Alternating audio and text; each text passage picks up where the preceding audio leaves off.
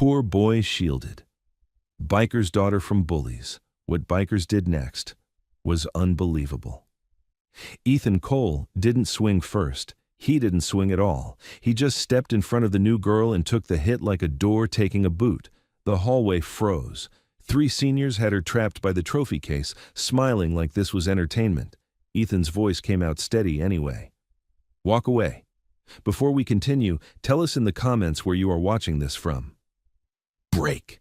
Mason Klein's fist snapped Ethan's head sideways. Blood filled Ethan's mouth, hot and metallic. Phones lifted, whispers spread, nobody moved. The girl behind him hugged her backpack to her chest, eyes wide, breathing fast.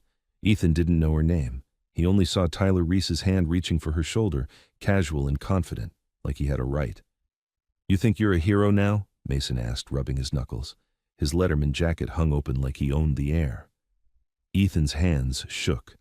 Not fear, adrenaline. He'd promised himself all morning, no trouble. He had a shift after school. His mom needed her meds. Trouble meant lost hours. Lost hours meant candles in the kitchen again. Just leave her alone, Ethan said. Tyler laughed. It's Dalton, man. You don't just let a Dalton stroll in here like she's normal. Dalton. The word landed strange, like a last name was supposed to mean something in a school hallway. A couple of kids in the crowd shifted uncomfortably, like they'd heard it on the news or in a warning. Mason leaned in until Ethan could smell mint gum and arrogance. Move. Ethan didn't. Mason hit him again. Ethan saw white sparks, but he stayed upright. Mason liked that. He liked an audience. Say you're sorry, Mason said, grabbing Ethan by the hoodie. Ethan spit blood on the floor. No. Tyler shoved Ethan into the lockers. Metal banged. A pain shot through Ethan's shoulder. He heard someone whisper, "Teacher," and another voice answer, "Not for this." Shoes clicked nearby, slowed, and kept going. That hurt worse than the punches. Mason leaned past Ethan, close to the girl's face. "Tell your daddy you made friends," he murmured. The girl flinched, but her chin lifted. "My name is Harper," she said, voice thin but clear. Mason chuckled. "Harper Dalton, that's cute." Gage Dalton didn't raise his voice. He didn't have to. The garage went quiet the second he looked at the bruise on Harper's arm. "What happened?" he asked, low. "To my daughter." Harper stood straighter, like posture could hold the fear in. "First day. 3 seniors cornered me by the trophy case. Mason Klein, Tyler Reese, and a third guy. Tall, quiet. They kept saying my last name like it was a joke." Gage's eyes narrowed. "Why?" Harper swallowed. "Because it's mine." A few men shifted. Leather vests, patches, cold stares. One of them muttered something under his breath until Gage's glance shut him down. "They grabbed me," Harper said. Tyler put his hand on my shoulder. Mason leaned in and said, "Tell your daddy you made friends." That line hit the room like a slap. Gage's jaw tightened, but he stayed still. "And the kid?" Harper's voice steadied.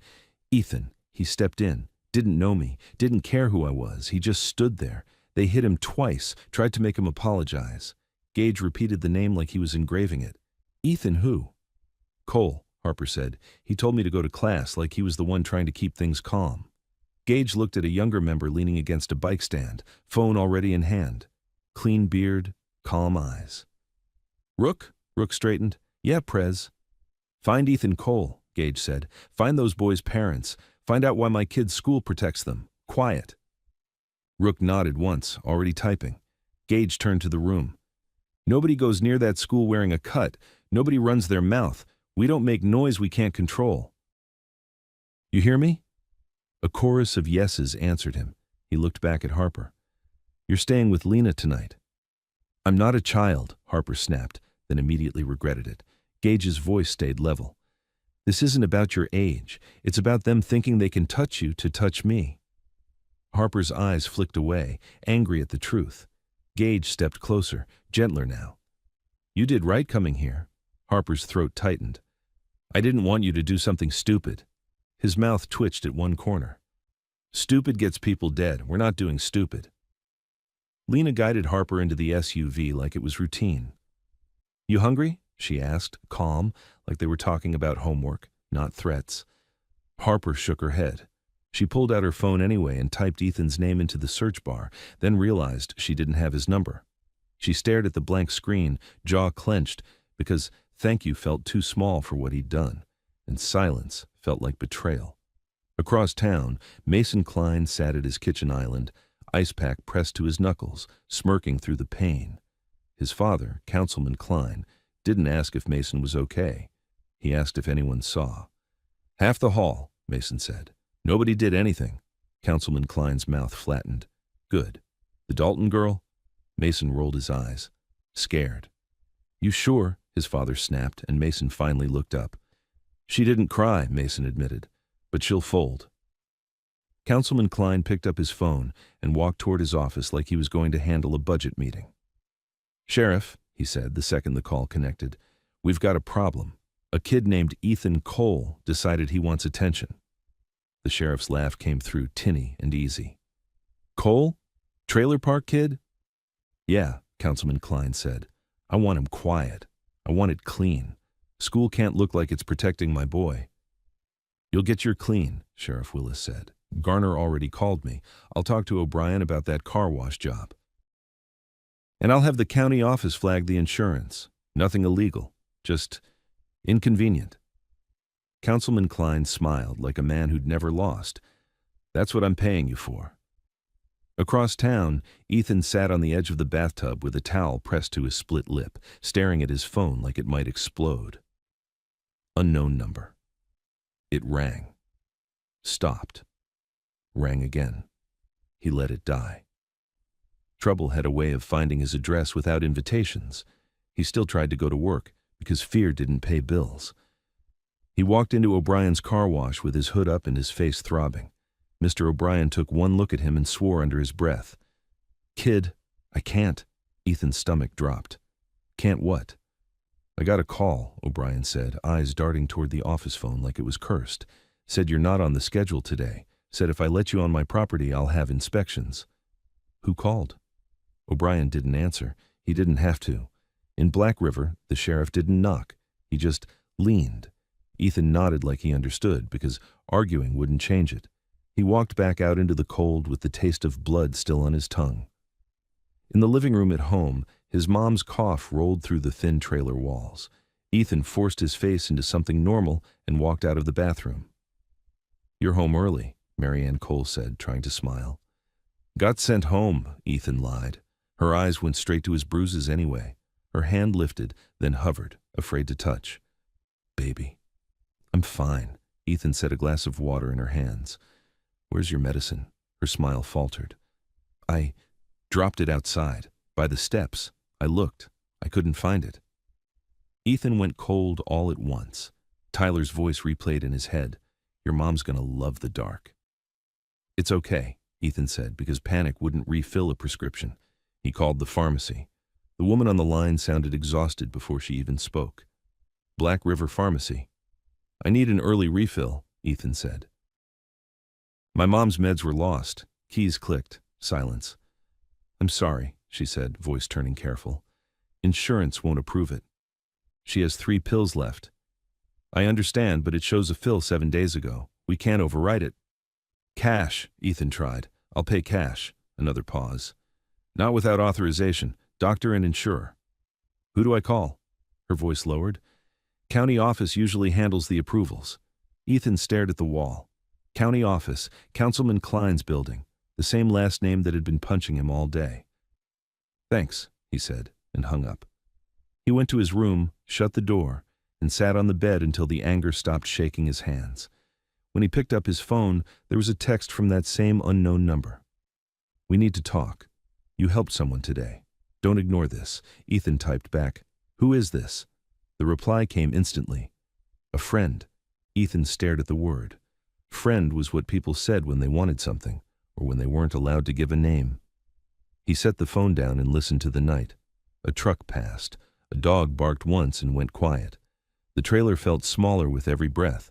Rook drove a plain gray sedan through town. Not a bike, not a parade, nothing anyone would remember. He stopped at a diner first, ordered coffee, and listened the way people with real power listen. At a corner booth, 2 deputies laughed about Dalton's kid causing drama at school. They didn't say it like concern, they said it like gossip. One of them snorted. Willis already called Garner, told him keep it contained. The other leaned in. Councilman Klein's pissed, wants the trailer kid squeezed. Rook paid cash, left without looking at them, and made one call from the parking lot. Prez, he said, voice flat. Sheriff's involved. Councilman Klein, too. They're squeezing the kid already. Gage's voice came through steady. No noise. Yeah, Rook said. No noise. Just facts. He went straight to the school while the sky was still light enough to see faces. He didn't push through doors like a tough guy. He walked into the front office like a parent who'd taken time off work. I need to speak with Vice Principal Garner, he said politely. The receptionist gave him the once-over. Do you have an appointment? Not yet, Rook smiled. What time does he leave? She hesitated, then glanced at a schedule. Usually 6. Rook thanked her and left without giving a name. At 6:05, Garner stepped into the nearly empty parking lot and froze. Rook stood beside a minivan like he belonged there. Garner's voice came out tight. Who are you? Someone who knows the cameras didn't malfunction, Rook said. Garner's eyes flicked around the lot like he expected backup to appear. You need to leave. Rook didn't move closer. He didn't have to. A kid got hit today. You tried to make him sign an apology. Then the sheriff called you. Garner's face twitched. That's fear, Rook cut in, still calm. And fear makes people do stupid things. Garner's hands shook as he gripped his keys. You don't understand what you're messing with, Rook's gaze hardened. We understand kids don't stay safe when adults sell them out. So here's the choice. You give the footage, or you tell me who erased it. Garner swallowed. There is no footage. Rook nodded like he'd expected the lie. Then tell me who wanted there to be none. Garner's jaw tightened. He couldn't answer without naming the people who owned him. Rook stepped back. You'll call this number when you remember you still have a spine. He slipped a card into Garner's shaking hand and walked away before Garner could decide whether to throw it or hide it. Ethan spent the evening calling numbers that didn't pick up. Doctor's office closed, insurer line dumping him into hold music, neighbors offering sympathy like it was currency. At 9:30, someone knocked on the trailer door. Not a neighborly tap, 3 firm knocks, a pause, 2 more. Ethan grabbed the heavy flashlight from the kitchen drawer and moved to the door. Who is it? A man's voice answered, low and controlled. Ethan Cole? Ethan's grip tightened. Yeah. I'm not here to hurt you, the voice said, but you need to open the door. Ethan stared at the deadbolt, breathing through his nose, and slowly slid it open. The porch light outside Ethan's trailer flickered like it couldn't decide whether to stay on. The man on the other side of the screen door stood far enough back that Ethan could see both his hands. No hoodie, no uniform. Plain dark jacket, jeans, boots that looked broken in but cared for. I'm not here to hurt you, the man repeated. Ethan kept the chain latched. Then why are you here? The man's eyes moved once, past Ethan's shoulder, toward the living room where Marianne's cough had started again. He didn't stare. He just clocked it, like someone who knew what sick sounded like. Because they're already hurting you, he said, and they're going to keep doing it until you fold. Ethan tightened his grip on the flashlight. Who are you? The man reached into his pocket slowly and pulled out a small paper pharmacy bag. He held it up like an offering. Ethan's stomach dropped. That's not yours, Ethan said. It is now, the man replied. Your mom's medication, same dosage, same label. I'm not asking you to trust me. I'm asking you to keep her alive. Ethan's pulse hammered. Where did you get that? From a pharmacy that still remembers what a human being is, the man said. Cash changes rules. Ethan stared at the bag. The label caught the porch light. His mother's name, her prescription, the one they'd blocked him from replacing. Ethan's voice came out rough. What do you want? To talk, the man said, and to make sure you don't sign anything you shouldn't sign tomorrow. Ethan swallowed. Tomorrow? The school, the sheriff. Someone's going to push a story where you're the problem. The man's tone didn't change, but his eyes hardened. They're going to offer you an easy out. Easy outs in this town come with strings. Ethan's mind raced. The apology form. Garner's smooth voice on the phone with Sheriff Willis. Tyler's grin in the truck. Your mom's going to love the dark. Ethan slid the chain aside and opened the door just enough to take the bag. He didn't invite the man in. He didn't step back either. The man didn't push forward. He just waited. Ethan nodded toward the yard. "Talk out here." "Fine," the man said. "My name's Rook." "That's not a name," Ethan snapped. Rook's mouth twitched once, not offended. "It's what people call me. And people call you Ethan Cole." Ethan's jaw tightened. "How do you know that?" Rook leaned slightly, lowering his voice. "Because the girl you helped today went home with a bruise on her arm, and the man who saw that bruise asked questions." Ethan's blood went colder than the night air. "The new girl, Harper." Rook nodded. Ethan's heart thumped hard once. "Dalton," he said. Rook's eyes stayed on Ethan's, steady and direct. "Yeah." Ethan's mouth went dry. Everybody in Black River knew the stories. Motorcycles at the edge of town, a warehouse with lights that stayed on late, men that didn't need police to keep their peace. People spoke the name Dalton like it was either a warning or a dare. Ethan's grip tightened on the paper bag. "So this is... what? Payment?" Rook shook his head. "This is not payment. This is me making sure your mom doesn't miss a dose because some high school idiot wanted to feel powerful." Ethan stared at him, trying to find the angle. "I didn't help her because of who her dad is." "I know," Rook said. "That's why I'm here." Behind Ethan, Marianne's cough eased into a wheeze, then stopped. Silence. Too quiet. Ethan glanced back inside, then stepped onto the porch, shutting the door behind him. "Say what you have to say." Rook nodded once, respectful. "Mason Klein, Tyler Reese, that third kid, name's Brent Haskins. Their parents hold keys in this town. One of them has a key to the sheriff.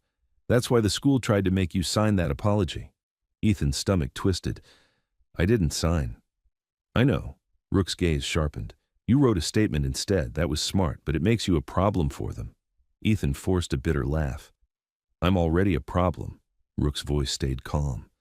"Here's what's going to happen if you do nothing. They'll squeeze your job. They'll squeeze your mom's meds. They'll squeeze your record until you're the kid who started a fight and has a history. Then, if you ever open your mouth, nobody listens." Ethan felt the air leave his chest. "So what do I do?" "You tell me everything, exactly how it started, exactly what they said, who saw it." Rook paused. "And you don't talk to Sheriff Willis without someone with you." Ethan's throat tightened. "Why do you care?" Rook looked at the porch steps like he was choosing words that wouldn't insult Ethan's intelligence. "Because Harper's father doesn't like bullies." "That's it," Ethan snapped. "Because it's personal?" Rook met his eyes again. "Because it's right." Ethan blinked, caught off guard by the simplicity. Rook continued. "And because if this town learns they can hurt a kid to get to Harper, they won't stop at bruises. They'll escalate. They always do." Ethan swallowed. "I don't want trouble with your people." Rook's expression didn't change, but the tone went sharper. "Then don't go looking for it. Let us handle the adults playing games." "Handle," Ethan repeated. "How?" Rook reached into his pocket again. Ethan tensed, but Rook pulled out a small business card, plain white with a number and a name. Kara Holt, attorney. Nothing else. "She's meeting someone in the morning," Rook said. "If you agree, you meet her too. You give a formal statement. You keep it clean." Ethan stared at the card like it weighed 10 pounds. "I can't afford a lawyer." Rook's eyes stayed steady. "You can't afford not to have one." Ethan's jaw clenched. "And if I say no?" Rook looked past Ethan toward the street, where a car rolled by slow and didn't quite stop. "Then you keep living the way you're living," he said, "and they keep testing how far they can push you."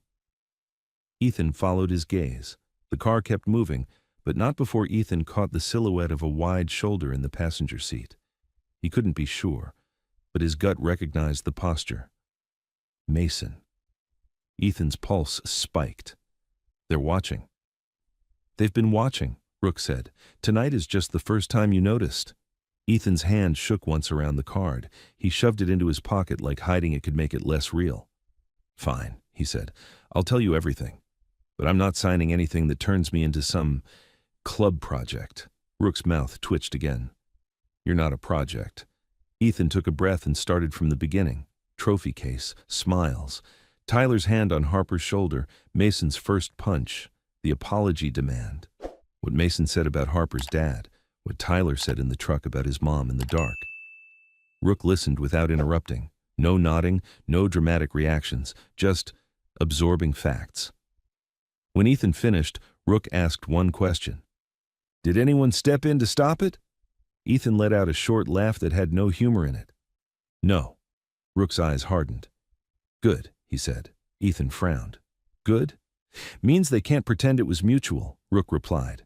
"Means it was what it was, a pack picking on one kid and a girl they thought they could scare." Ethan's throat tightened. "So what happens now?" Rook's voice lowered. "Now you keep your head down and stay alive long enough to let the truth land." Ethan stared at him. "That's it? I'm just supposed to wait?" Rook's gaze didn't flinch. "No. You're supposed to do the hard thing. Keep doing the right thing even when there's no applause."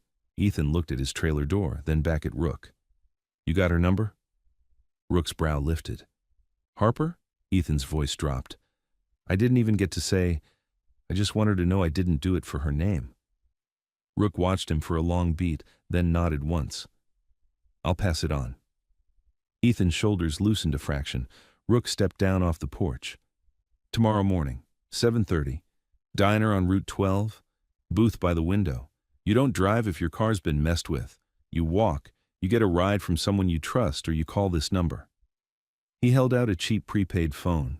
Ethan stared at it. "I don't want that." "You do," Rook said, "because your phone is easy to track. This one stays off unless you need it." Ethan took it reluctantly, like it was a weapon he didn't know how to use. Rook turned to leave, then paused. "One more thing, Ethan." Ethan's eyes narrowed. "What?"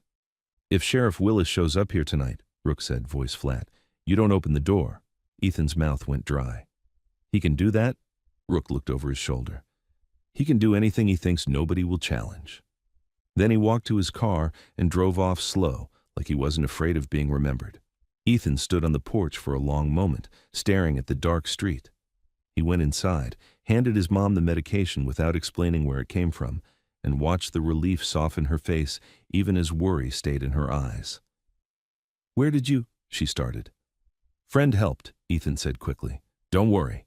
Marianne touched his bruised cheek with trembling fingers, this time not afraid to make it worse. "You're getting mixed up with something, baby." Ethan swallowed hard. "I already was. I just didn't know it." Later, when his mom finally fell asleep, Ethan sat at the kitchen table with the prepaid phone, the lawyer's card, and his own cracked screen phone. He kept replaying the same moments like they were clues. Garner's apology form, Sheriff Willis's call, Tyler's threat, the name Dalton in a hallway full of people who refused to intervene. Outside, tires crunched slow on gravel. Ethan froze. Headlights slid across the thin curtains, then stopped. A car door opened, then another. Footsteps approached the trailer, not rushing, not sneaking, confident, like they belonged there. Ethan stood, flashlight in his hand again, breath held, listening to the steps climb the porch. The footsteps stopped right outside the door. Ethan stood frozen with the flashlight in both hands, listening to someone breathe on the other side like they were taking their time. A knuckle tapped the thin wood. Not friendly, not urgent, just certain. "Ethan Cole," a man called, voice smooth and loud enough to carry. "Open up, sheriff's office." Ethan's stomach tightened so hard it felt like pain. He glanced toward the couch where his mother slept, her mouth slightly open, blanket tucked around her shoulders. One loud word from him and she'd wake up scared. One wrong move and the sheriff would have what he wanted. Panic. He didn't answer. The sheriff knocked again, slower this time, like he was teaching a lesson. "I know you're in there. I just want a quick chat." Ethan's eyes flicked to the prepaid phone on the kitchen table. Rook's instructions echoed in his head, clear as a siren. "If Sheriff Willis shows up, you don't open the door." Ethan swallowed and lowered the flashlight so the beam wouldn't leak through the curtains. He moved with slow, controlled steps to the table, picked up the prepaid and pressed the button. Nothing. Screen dark. He remembered. "It stays off unless you need it." His fingers shook as he held the power button. The screen blinked to life. Outside, the sheriff laughed softly, like he knew exactly what Ethan was doing. "You can call whoever you want, kid." "Doesn't change that I'm standing on your porch." A second voice cut in, young, cocky. Just open up, Cole. Make it easy. Deputy? Ethan didn't know which one, but the tone told him everything. A man who enjoyed this. Ethan thumbed the one number Rook gave him and hit call. It rang once, twice. On the third ring, the sheriff leaned closer to the door. Here's how this goes. You open up, we talk like civilized people, and this whole school incident disappears. You keep hiding, and I start wondering what you're running from. Ethan kept his voice locked inside his chest. The prepaid clicked. Someone answered, but no one spoke. Ethan whispered, barely moving his lips. He's here. A calm voice came back immediately. Don't open the door. The sheriff's hand dragged along the screen like he was testing the frame. Your mom's inside, right? Mary Ann? She doing okay tonight? I heard she's been having trouble getting her medication. Shame. Ethan's vision tunneled. The deputy chuckled. Come on, the deputy said. You're not a criminal, Cole. Just a kid with a temper. We're here to help. Help? Ethan almost laughed. His nails dug into his palm, hard enough to hurt. On the prepaid, the calm voice said, Stay where you are. Keep quiet. The sheriff's voice softened, dangerous now. You want my advice? You sign that apology tomorrow. You tell the principal you're sorry for causing a disruption. You admit you escalated things. Then Councilman Klein stops calling me about you, and your life goes back to normal. Ethan stared at the door like it was the only thing holding his world together. Normal in Black River meant bending until you broke. The deputy spoke again, closer this time. If you don't open up, we can come back with paperwork. We can make this official. You want that on your record? You want your mom stressed out because you're too proud? Ethan heard his mother shift on the couch and held his breath until she settled again. The sheriff sighed theatrically. All right. Last chance to be smart. Silence. Then the sheriff's tone changed, like he was stepping away from the door while keeping his voice loud enough to reach Ethan. You'll be hearing from the school in the morning, and Ethan didn't move. You're not the kind of kid who wins these fights. Footsteps retreated down the porch steps. Car doors opened. Engines started. Headlights slid across the curtains again, then disappeared as the car rolled away. Ethan stayed standing for a full minute after the sound faded, chest tight, mouth dry. On the prepaid, the voice said, You okay? Ethan swallowed. He threatened my mom. I heard, the voice replied. You did good. Keep the door locked. If you hear anything else tonight, call again. Who are you? Ethan whispered. A pause. A friend of a friend, the voice said. Sleep if you can. You're meeting us in the morning. The line went dead. Ethan turned the prepaid off and sat at the kitchen table until his heart stopped trying to rip out of his ribs. The adrenaline left him shaky and hollow. He looked at his mom and thought about the sheriff saying her name like it was a pressure point. He wanted to be invisible again. But invisibility hadn't protected him. It had only made him easy to step on. By dawn, the sky was the color of wet steel. Ethan left the trailer quietly, pulling his hood low. The air bit at his bruises. He walked fast toward Route 12, cutting through back streets so he wouldn't pass the sheriff's office. Halfway there, he saw the first warning. His old sedan sat crooked in the gravel lot outside a neighbor's place. He'd parked it there the night before out of paranoia. And now the driver's side tire was flat, sliced clean like someone took a blade to it. Not a slow leak. A message. Ethan stood over it, fists clenched, breathing hard. He could almost hear Tyler's voice in his head again, amused and confident. He didn't have time to fix it. He didn't even have money for a new tire. He kept walking. The diner on Route 12 was already busy. Construction guys, early shift workers, tired faces bent over coffee. Ethan stepped inside and immediately felt eyes on him. Not hostile. Measuring. Booth by the window. Rook sat alone with a mug in front of him. Plain clothes again, nothing that screamed who he belonged to. He didn't wave. He didn't call out. He just waited until Ethan slid into the booth. You made it, Rook said. Ethan's voice was rough. Sheriff came to my house last night. Rook's expression didn't change, but his eyes sharpened. I know. How? Rook nodded toward the window. Across the lot, a beat-up pickup idled for a few seconds, then rolled away. People talk, and people watch. Ethan's jaw tightened. He threatened my mom. He used her name like he had her on a list. Rook's voice stayed calm. That's how he works. He doesn't need to hit you. He just needs you to feel like he can. A waitress came over. Coffee? Ethan hesitated, then nodded. He hadn't eaten since yesterday. Hunger felt distant compared to fear. Rook waited until the waitress left, then slid a small recorder across the table. Nothing fancy, the kind reporters use. Tell me the sheriff's exact words. Again. Ethan stared at it. You're recording me? It's for your lawyer, Rook said. If you want this to end, we do it clean. My lawyer, Ethan repeated bitterly.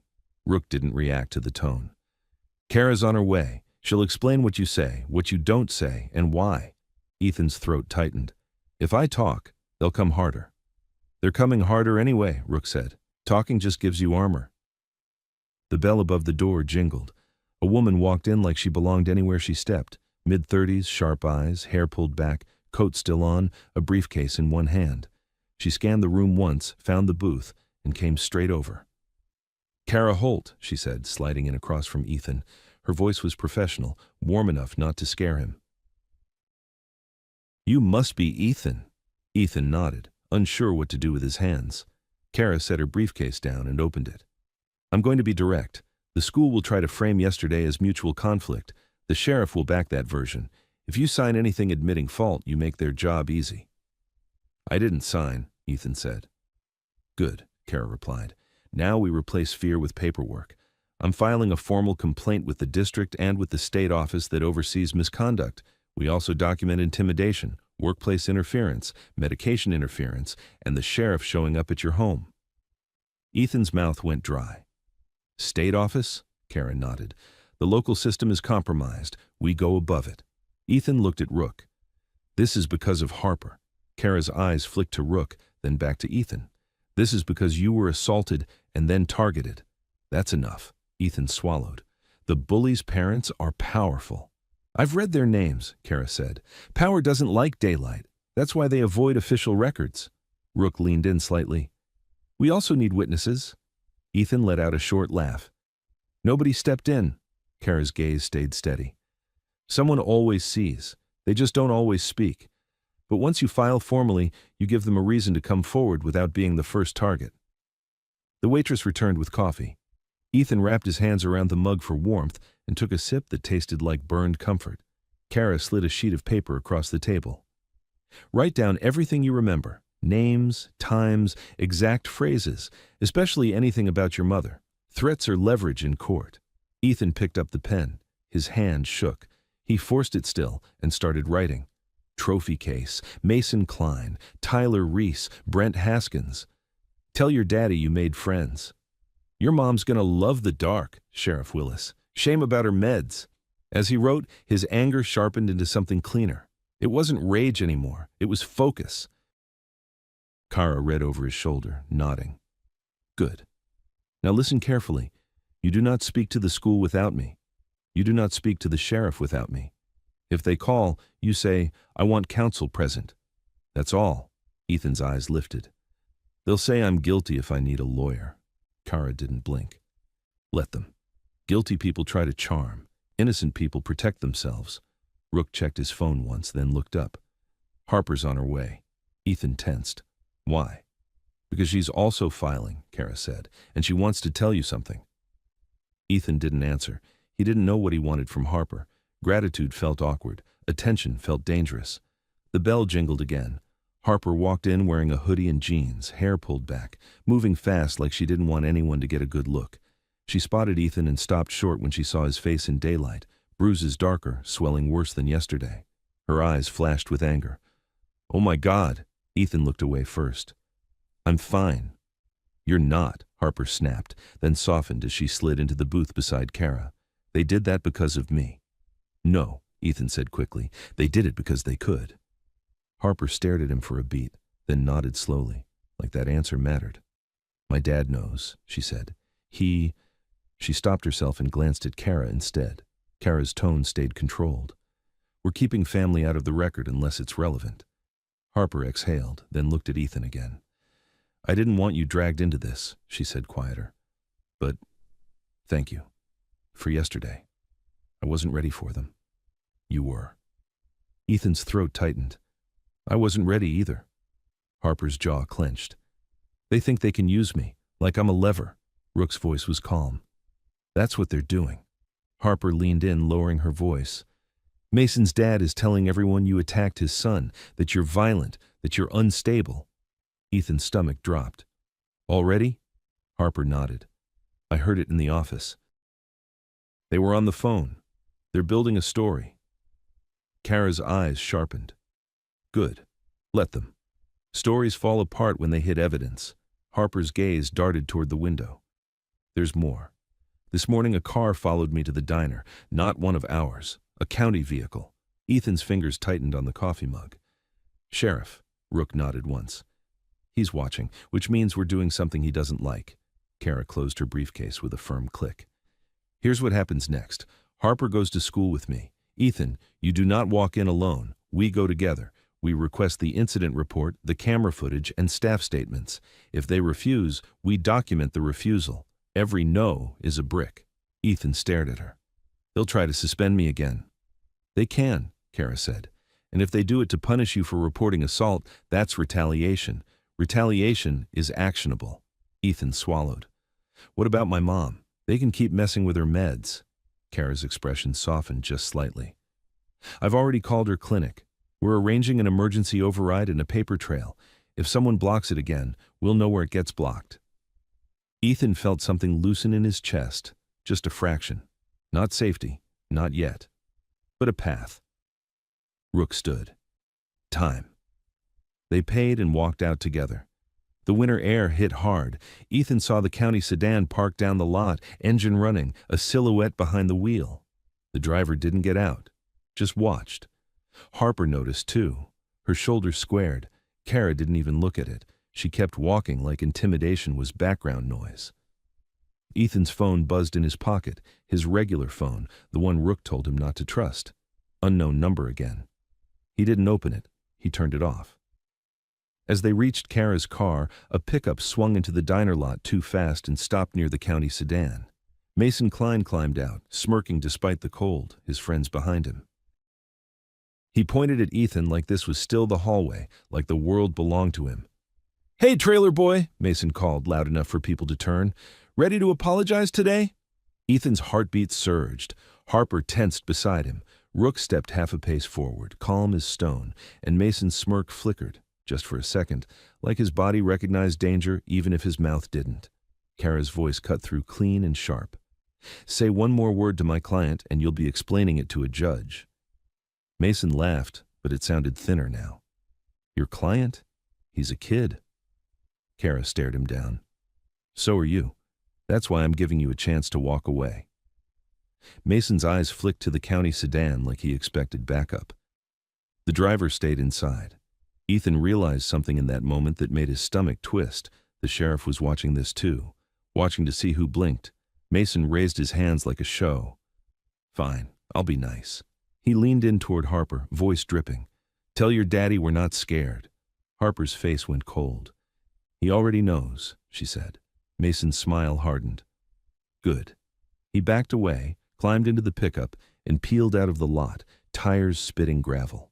The county sedan rolled away right after, slow and deliberate, like a promise. Ethan stood there, breathing hard, realizing the fight wasn't in the hallway anymore. It was everywhere now, and the adults were finally stepping onto the field. The school looked normal from the outside, flag flapping, buses lined up, kids spilling through the front doors like the world was still simple.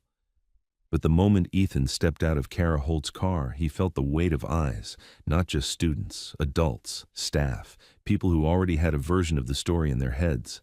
Harper stayed close, chin up, hoodie tight around her shoulders. Rook didn't come to the door with them. He stayed across the street near a coffee shop, sitting in a plain car like he was invisible. He wasn't. Ethan could feel him there anyway, like a steady pressure on the edge of the scene. Kara walked in first. The front office smelled like cheap carpet cleaner and old paper. A receptionist looked up, saw Harper, then saw Ethan's bruises, and her face stiffened like she'd been told what to do if this happened. Can I help you? She asked, already reaching for the phone. Yes, Kara said calmly.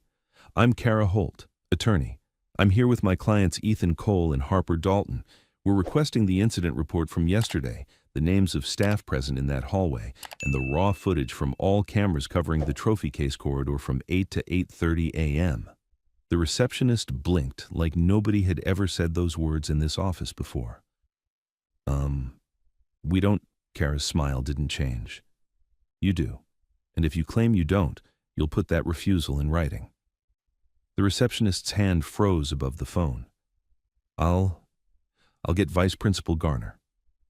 Good, Kara said, and sat down like she had all day. Ethan stood by the wall, hands shoved in his hoodie pocket to hide the shaking. Harper sat beside him, but her knee bounced under the chair, fast and furious. A door opened. Garner stepped out, face tight, posture too controlled.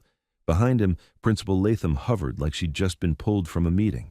Garner's eyes went straight to Ethan, then to Harper, then landed on Kara and stayed there. Ms. Holt, he said, this is highly unusual. It's only unusual when people are used to getting away with things, Kara replied. We're here for records. Principal Latham forced a smile that never reached her eyes. We take student safety very seriously. Ethan almost laughed. He didn't. Kara slid a folder across the counter. Then you won't mind complying. We're requesting the full report and all video. Also, documentation of any phone calls made to your office about this incident yesterday. Garner's jaw tightened. We can't release footage without district approval. Then you'll preserve it, Kara said, immediately, in writing, and you'll provide it to district council. If any footage is deleted now, it becomes evidence tampering. Principal Latham's smile cracked slightly. There's no need for threats. That wasn't a threat, Kara said, voice still even.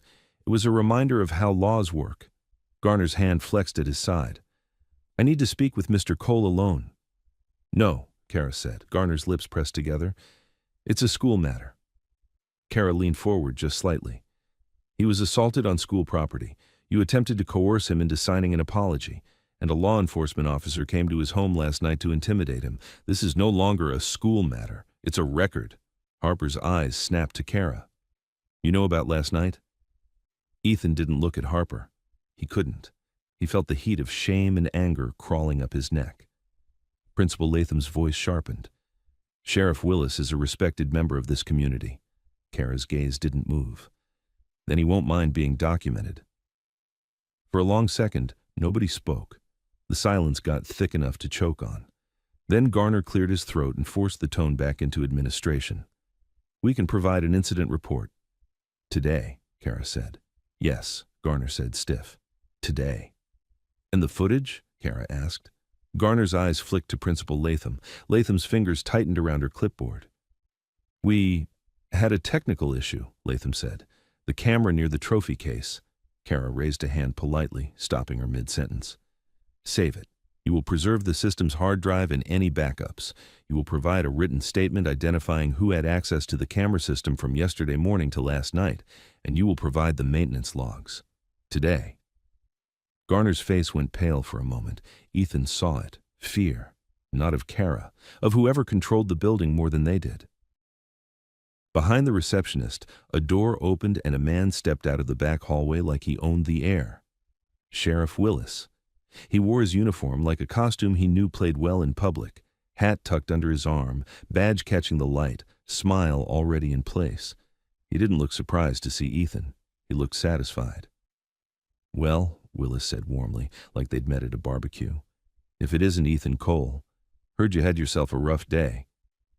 Ethan's stomach flipped. He remembered the porch, the way the sheriff said his mother's name like it tasted sweet. Kara stood. Sheriff Willis. Willis's smile widened. Ma'am, didn't realize we had lawyers in the building this early. We didn't realize we had sheriffs visiting teenagers at night over a school fight, Kara said evenly. A flicker passed through Willis's eyes, so fast most people would miss it. Then he chuckled. I was making sure a young man understood the seriousness of his actions. Nothing more. Ethan's hands clenched in his pockets until his nails dug into his palms. Harper stood too, voice sharp. He didn't do anything. Willis turned to Harper with practiced softness. Morning, Miss Dalton. I'm sorry you were upset yesterday. Upset? Harper snapped. They grabbed me. They hit him. That's not upset. That's assault. Willis's smile held. Kids get carried away.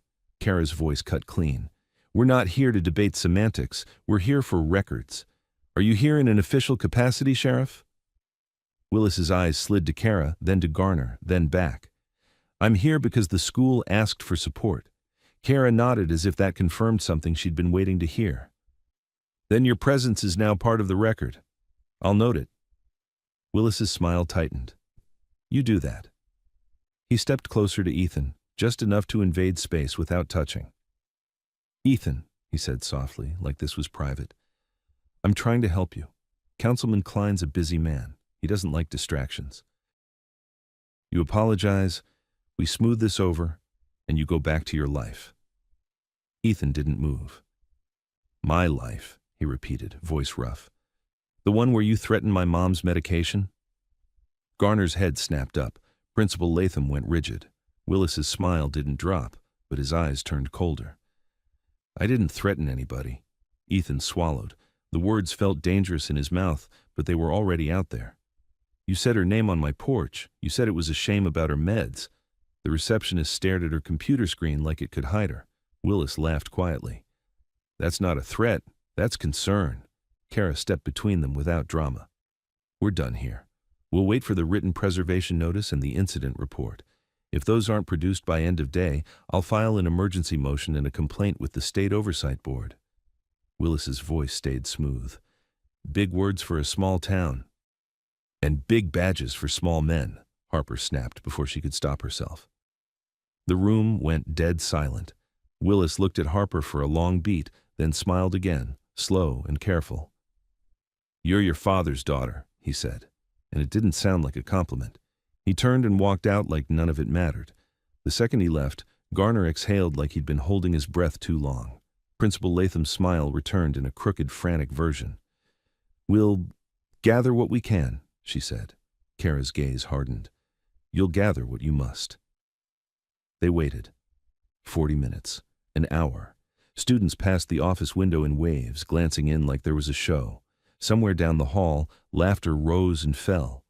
Ethan heard Mason's voice once, distant, confident, then heard it get quieter, like he'd moved away. The kid was still in the building, still walking free. Finally, Garner returned with a thin packet and a single sheet of paper. He slid the packet across. Incident report, he said, preliminary. Kara flipped it open, eyes scanning fast. This is incomplete. It's what we have, Garner said, tight.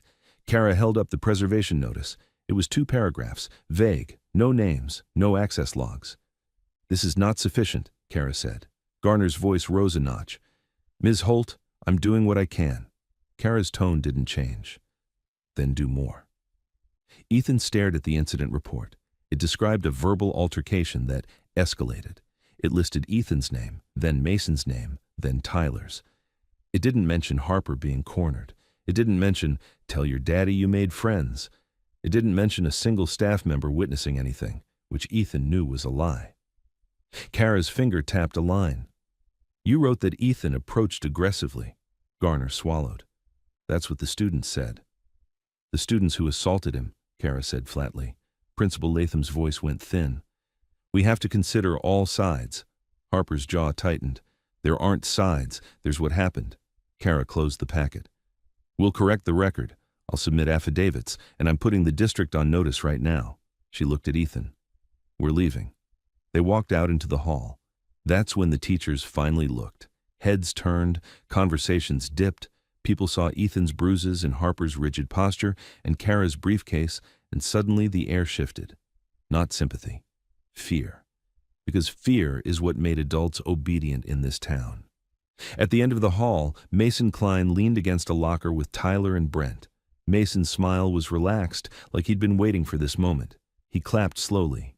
Wow, he called. Got yourself a lawyer. That's adorable. Kara didn't stop walking. Mason Klein, she said without looking at him, like reading a name off a list. Do not speak to my client. Mason grinned wider. He's not your client. He's a trailer rat who swung at me. Ethan felt Harper tense beside him. Kara stopped and turned fully. Her eyes locked on Mason's like a spotlight. Here's how this works. You keep talking, and your words become evidence. Your father will have to read them in a courtroom, in public, under oath. Mason's grin twitched. Tyler's smile faltered. Mason recovered fast. My dad doesn't go to court. Kara nodded once. Everyone does eventually. Mason's eyes flicked toward the hallway corner where Sheriff Willis stood half hidden near a trophy display, watching like a spectator. He didn't step in. He didn't stop Mason. He just watched, waiting to see who would break. Ethan looked at Willis and understood something ugly and clear. This was entertainment for him. Pressure, control, a town built like a cage. Harper saw the same thing. She stared back at Willis without flinching. Mason leaned closer, lowering his voice, but still loud enough to cut. Tell your daddy I'll make you regret bringing lawyers to school. Harper's voice came out quiet, deadly. Tell your daddy you made a mistake. Mason's smile collapsed for half a second, then returned sharper. We'll see? Kara touched Harper's shoulder lightly. Walk. They walked, but the second they hit the parking lot, Ethan felt the trap spring in another way. A tow truck was hooked to Kara's car. Ethan stared, not believing it. The driver didn't even look guilty. He just kept working. Kara's steps slowed. Excuse me, she called, voice clipped. What are you doing? The tow driver finally looked up, shrugging like this was normal. Vehicles being towed. Order came in from county. On what basis? Kara asked. Expired registration, the driver said. Not my call. Kara's eyes narrowed. She knew the game. My registration is current. The tow driver shrugged again. Got paperwork. Ethan's anger surged. This is harassment. The tow driver didn't argue. He didn't have to. Harassment was the point. Across the lot, the county sedan rolled slowly past. Sheriff Willis sat in the passenger seat this time, staring straight ahead like he didn't see anything. Kara pulled out her phone, hands steady. Fine, she said, voice controlled. We'll document this too. Harper's hands clenched into fists. They're doing it because you're helping him. Kara didn't look away from the tow truck. They're doing it because they're used to winning without witnesses. Ethan's phone buzzed in his pocket. He didn't turn it on. He didn't need to. He already knew what the message would be. You can't win this. A car horn blared nearby.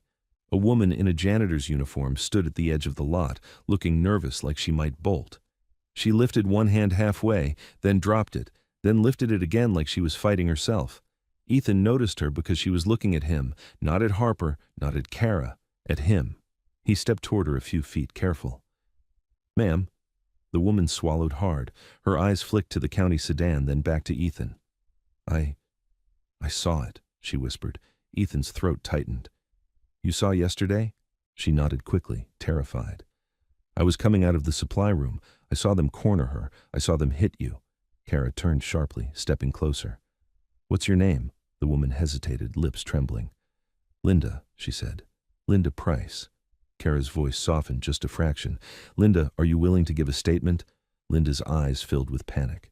If I do, they'll fire me. My husband. Kara nodded, understanding. If you don't, they'll do it again to someone else, and next time it might be worse. Linda's hands shook. She glanced at the sedan again. He knows everyone, she whispered. Ethan's voice came out raw. They already came to my house. Linda flinched like that confirmed her worst fear. She looked at Ethan's bruised eye, then at Harper's tight face. Something hardened in her expression, small but real. I'll write it, Linda said, barely audible. But I can't be seen. Kara opened her briefcase right there in the cold and pulled out a notepad. We'll do it now. Quick. Simple. Truth. Linda leaned close and started speaking in a rush, voice shaking. Kara wrote fast, eyes sharp. Ethan listened, heart pounding, because this was the first crack in the wall. Linda described the trophy case, the way Tyler grabbed Harper, the way Mason hit Ethan, the laughter, the phones, the teacher who passed by and kept walking. Kara looked up. Which teacher? Linda swallowed. Mr. Dennison, history. Ethan felt sick. Dennison had looked right at him yesterday and kept going. Kara kept writing. Anyone else present? Linda hesitated, then whispered, Coach Ward. But he turned away. Harper's eyes narrowed. They all knew. Kara finished, tore the page carefully and held it out. Linda, sign. Linda's hand shook so hard the pen scratched, but she signed. Then she stepped back like she'd just jumped off a cliff. Kara slid the statement into her folder like it was gold. Thank you, she said simply. Linda nodded once, eyes wet, then turned and walked fast toward the building, head down, like she could erase herself if she moved quick enough. Ethan stood there, chest tight, watching her go, realizing what courage looked like in a town built on fear. Rook's car rolled up to the curb across the street, slow. He didn't get out. He didn't wave. He just sat there, watching the tow truck, the county sedan, the school entrance, all of it. And Ethan understood. This wasn't just a school fight anymore. This was a system, and they'd just found their first witness. Kara didn't argue with the tow driver. She photographed the paperwork, photographed the license plate on the tow truck, and photographed the county sedan cruising past like a shark that didn't need to bite to be understood. Then she turned to Ethan and Harper, voice clipped and calm. "This is intimidation," she said, "so we document it and we keep moving." Ethan watched the hook chain tighten under Kara's car and felt something break loose inside him, an old belief that rules applied evenly. He'd grown up poor, but he'd still believed there was a line adults wouldn't cross with kids. Sheriff Willis had crossed it last night on his porch, and now he was crossing it in daylight. Harper's hands shook with contained fury. "He wants you isolated," she said to Ethan. "That's why he's taking away rides, jobs, everything." Ethan didn't answer. He was looking at the school doors, at kids streaming out like nothing was happening, at teachers who wouldn't meet his eyes. He felt like he was standing in the middle of a town that could look right through him when it was convenient. Rook's plain sedan rolled up at the curb without fanfare. He didn't step out. He cracked the window. "Get in," he said, like it was the most normal thing in the world. Kara hesitated only long enough to note the time on her phone. Then she guided Harper into the back seat and Ethan into the front, the way you'd seat fragile cargo without saying it out loud. They drove 2 blocks before Kara spoke again. "I'm sending the preservation demand to the district superintendent and district council right now," she said, already typing. "Not the school, not the sheriff. And I'm filing a complaint with the state oversight office naming Willis directly." Ethan stared out the window, watching Black River slide by. Barbershop, hardware store, church sign promising salvation, and under it, all the same invisible network that decided who got helped and who got squeezed. Rook kept his eyes on the road. "Linda's statement is solid," he said, "but we need more." "We'll get more," Kara replied. "People break when they realize they're not alone." Harper leaned forward from the back. "They're already spreading lies. Mason told half the school Ethan attacked him." Kara didn't look up. "Good. Lies require maintenance. Truth just needs to be recorded once." Ethan's jaw clenched. "Truth doesn't pay for my mom's medication." Silence filled the car for a second. Heavy, honest. Kara's voice softened a fraction. "I called her clinic again. They're writing an emergency override. If county blocks it, it becomes part of a retaliation report. And Ethan, we'll get you a temporary shift somewhere not controlled by Willis." Ethan looked at her. "Somewhere that's not controlled by him doesn't exist." Rook's tone stayed flat. "It exists. It's just not in town." They dropped Harper at Lena's house first. Quiet street, curtains drawn, a sense of watchfulness in every detail. Harper paused at the door and looked back at Ethan through the open car window. "Thank you again," she said, and this time she didn't let it sound small. "If anything feels off tonight, you call." Ethan nodded once. He didn't trust his voice. When Harper disappeared inside, Rook drove Ethan and Kara to a small office building on the edge of town that Ethan had never noticed before. The sign on the door said, "Holt Law," in simple black letters. Inside, Kara moved fast. Papers came out, copies of the incident report, photos of Ethan's bruises, Linda Price's signed statement, a timeline Kara kept building like a wall brick by brick. "You're going to write your affidavit," she told Ethan, sliding a blank page across the table. "Not emotional, not dramatic, just facts." Ethan picked up the pen. His hand didn't shake now. Anger had settled into something colder. He wrote what happened, the names, the words, the way adults looked away. He wrote the sheriff's porch visit, the line about his mother's medication. He wrote about the tow truck. When he finished, he sat back and stared at the page like it belonged to someone else. Kara read it, then nodded. "Good. Now sign and date." Ethan signed. The pen scratched through the paper like a vow. Kara scanned the affidavit into her computer and hit send to multiple addresses without hesitation. Then she turned her screen toward Ethan. "This is what I filed," she said. "District Council, Superintendent, State Oversight. Not a single one of these goes through Black River's internal system." Ethan stared at the email thread, the subject line reading, "Formal Notice, Assault and Retaliation." It felt unreal that his life could fit into a subject line. Rook stood by the window, checking the street. "We're going to need the camera footage," he said. Kara nodded. "Even if they claim it's gone." Rook looked at her. "If it's gone, we find out who made it disappear." That evening, in the back of the Black River warehouse, Gage Dalton listened without interrupting as Rook laid out the day's events. The tow, the sheriff's appearance in the school office, the preservation notice that said everything and nothing. Gage's face didn't change, but the muscles in his jaw tightened as if he were chewing a nail. "No cuts near the school," he reminded the room. "No noise." A few men shifted, restless. Gage lifted a hand. The room settled again. "We don't win by swinging. We win by making sure the people who think they're untouchable get touched by the system they've been abusing."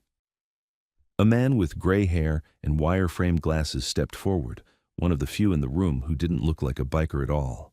He carried a small case like a technician. "This is Miles," Rook said. "He used to install security systems for half the county." Miles set the case down. "Schools like theirs don't run one camera," he said, voice steady. "They run a recorder, a DVR or NVR.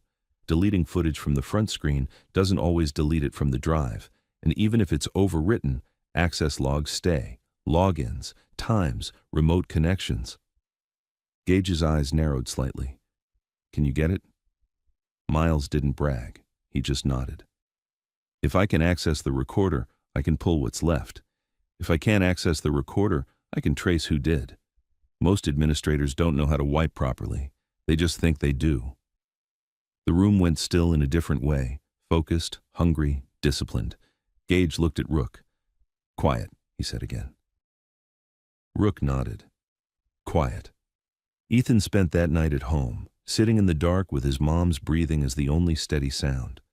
The medication bag was in the kitchen cabinet now, hidden behind cereal boxes like something precious. His mother was sleeping better, but the fear hadn't left her face even in rest. Around 10, headlights washed over the trailer curtains. Ethan's body tensed automatically, but it wasn't the sheriff this time. A county truck idled outside with a magnetic seal on the door. Two men stepped out wearing cheap jackets and the kind of confidence that came from being backed by someone else's badge. Ethan watched through a slit in the curtain as one of them knocked once on the neighbor's trailer, then walked away. Not a real visit. A show. His reminder. We can appear whenever we want. Ethan didn't open his door. He stood in the kitchen with the prepaid phone in his palm, sweat cold on his neck, listening to the county truck roll out of the lot like it had never been there. The next morning, Ethan went to school because Kara told him to, because staying home would let them write the story without him. He walked through the front doors with his hood up and his bruises half covered, and he felt the immediate shift, the way whispers tracked him, the way eyes darted away when he turned. Mason Klein was already there, leaning against the same lockers like he'd been installed permanently. Tyler and Brent stood beside him, all three wearing smiles like they owned the building. Mason raised his voice just enough for people to hear. "Look who's back," he said. "Trailer boy with the rich girl." Ethan didn't stop walking. Mason stepped into his path. "Hey," he said, voice quieter now. "I heard you got lawyers and bikers now. That's cute." Ethan kept his face blank. "Move," Mason's smile sharpened. "Or what?" Ethan's heartbeat thudded, but he didn't look away. He didn't threaten. He didn't give Mason what Mason wanted. Then Tyler leaned in, close enough for Ethan to smell energy drink on his breath. "You know why you're still alive?" Tyler whispered. "Because you're useful, right now. But you won't be forever." Ethan's stomach tightened. "Back off." Mason's hand patted Ethan's bruised cheek, gentle like a mockery. "You should have stayed in your lane," he said softly. "We're not done." Ethan didn't flinch. He walked around him and kept moving. By lunch, Harper wasn't at school. That alone made Ethan's nerves spike. He tried to tell himself it was for safety, that Kara had decided to keep her out until the heat cooled, but the air felt too charged, too eager. When the bell rang for last period, Ethan cut behind the gym to avoid the hallway pressure. He'd learned routes the way poor kids learn, paths that let you disappear when you needed to. Behind the gym, the dumpsters sat in a row, the smell of old food and wet cardboard thick in the cold. Ethan moved fast, head down. Then he heard voices. Mason's laugh, Tyler's lower tone, Brent's quiet murmur. Ethan froze behind the corner of the building, heart hammering. He should have walked away. He knew that. But the words carried, and his body didn't move. "You bring in the rope?" Tyler asked, like they were planning a prank. Mason snorted. "Not rope, zip ties, cleaner." Brent spoke for the first time, voice uneasy. "If her dad finds out," Mason cut him off. "That's the point. He needs to learn we don't scare." Tyler laughed. "Where?" Mason's voice dropped. "After practice, old boathouse by the river. We grab her for 2 minutes, just long enough to take a picture. Send it to her, send it to him, let the trailer kid watch too, if he wants to be a hero." Ethan's blood turned to ice. Brent hesitated. "What about cameras?" Tyler's tone turned smug. "Deputy Carver's got the road blocked for construction tonight. No cars, no lights, no problems." Ethan's throat tightened so hard it hurt. Mason's voice went cruelly light. "We're not hurting her. Not really. Just reminding her who runs this school. And reminding that kid. He can't hide behind lawyers forever." Tyler laughed again. "He's gonna fold when his mom runs out of meds, or when his trailer catches bad wiring." Ethan's vision tunneled. His hands clenched so hard his knuckles ached. The urge to jump out, to swing, to break something, anything, rose up like a wave. He forced it down. Noise would get him killed. Noise would make him the story. He stepped back silently, then turned and walked the long way around the building, breathing through his nose, counting steps like it was the only thing keeping him steady.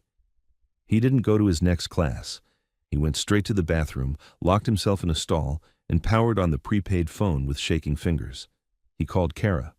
When she answered, Ethan didn't waste a single word. "They're going after Harper," he said, voice tight. "Tonight. River, Old Boathouse, Mason Klein, Tyler Reese, Brent Haskins. They said Deputy Carver's helping." There was a pause on the line. Not disbelief, calculation. "Where are you right now?" Kara asked. "School," Ethan whispered. "Stay inside. Find an adult you trust and do not tell them what you told me," Kara said, each word sharp and controlled. "I'm making calls. Do you understand?" Ethan swallowed. "Yes." "And Ethan," Kara added, voice firm, "you did the right thing by not confronting them. You did the right thing by calling me." Ethan stared at the stall door, breathing hard. "I don't want her hurt because of me." "She won't be," Kara said. "Not if we act correctly." Ethan turned the prepaid off and sat there for a second, hearing Mason's laugh echo in his head like a threat that had already started moving. When he finally stood, his legs felt heavy. But he walked out of the bathroom and back into the hallway like he belonged there, like fear wasn't sitting under his skin. He had done what he could do. Now the adults had to prove they would do theirs. Ethan sat through the rest of the school day like his body was there, and his mind was already at the river. Every laugh in the hallway sounded sharper. Every slammed locker felt like a countdown. Kara's instructions had been clear. Stay inside, don't confront, don't tip them off. But the words he overheard behind the gym kept looping. Zip ties, picture, deputy blocking the road. That wasn't a prank. That was a message. At 3:18 p.m., his prepaid buzzed once. "Kara. Go home, lock the door. If you leave school, go straight there." Ethan typed back with stiff fingers. "Ethan. Well, what about Harper?" The reply came fast. "Kara. We're handling it." We sounded like adults and systems and plans. Ethan wanted to believe that was enough. He left school at dismissal, kept his head down, took side streets. His bruises were starting to yellow at the edges, but the pain felt fresh anyway. He made it to the trailer park and forced himself through routine. Check on his mom, put soup on the stove, make sure her pill bottle was full. Marianne watched him with that quiet, mother knowledge that knew a storm was nearby. "You're not okay," she said softly. Ethan kept his voice steady. "I'm just tired." Marianne held his face between her hands, careful around the swelling. "Promise me you won't do anything stupid." Ethan swallowed. The promise stuck in his throat. "I won't do anything," he said, which was almost true. At 6:42 p.m., the prepaid buzzed again. Rook. Stay put. Ethan stared at the screen until the letters blurred. He set the phone down and paced the kitchen like a trapped animal. He tried to picture Harper safe behind a locked door, tried to picture Mason and Tyler backing off because paperwork existed. Then his regular phone lit up on the counter. He turned it back on just long enough to check for any message from Kara. Unknown number. A single text appeared. "If you want to be a hero again, come watch." A pin-dropped location followed. Old River Road. Ethan's hands went cold. He didn't know if it was Mason trying to bait him or something worse. Either way, it meant they were moving. His mom coughed from the couch, and guilt hit him like a punch. He grabbed a notebook, scribbled a note, "Back soon, soup is on low, call me if you need me," then hated himself for how small it looked on paper. He turned off the kitchen light and slipped out the back door. The air outside was sharp and wet. He walked fast at first, then faster, sticking to tree lines and yards, avoiding main roads. The river was a black ribbon cutting through town, and Old River Road ran alongside it like a secret. By the time he reached the edge of the woods near the boathouse, his lungs burned. He crouched behind a fallen log and listened. The river moved slow. Wind pushed through bare branches. Somewhere close, an engine idled, then shut off. Ethan peeked through the trees. The boathouse sat half-collapsed on pilings, boards warped and gray. 2 trucks were parked on the dirt turnout with their lights off. He recognized one, the same pickup Tyler drove. A second vehicle sat farther down the road, angled like it was blocking traffic. Deputy Carver. The county SUV's hazard lights blinked lazily, like a construction scene. No cones, no signs, just a badge and an implied threat. Ethan's pulse hammered. He fumbled the prepaid out, kept the screen dim under his palm, and typed a message to Kara. "Ethan, they're here. Carver's blocking the road. Tyler's truck, boathouse." He hit send and held his breath. A minute later, headlights appeared on the far bend.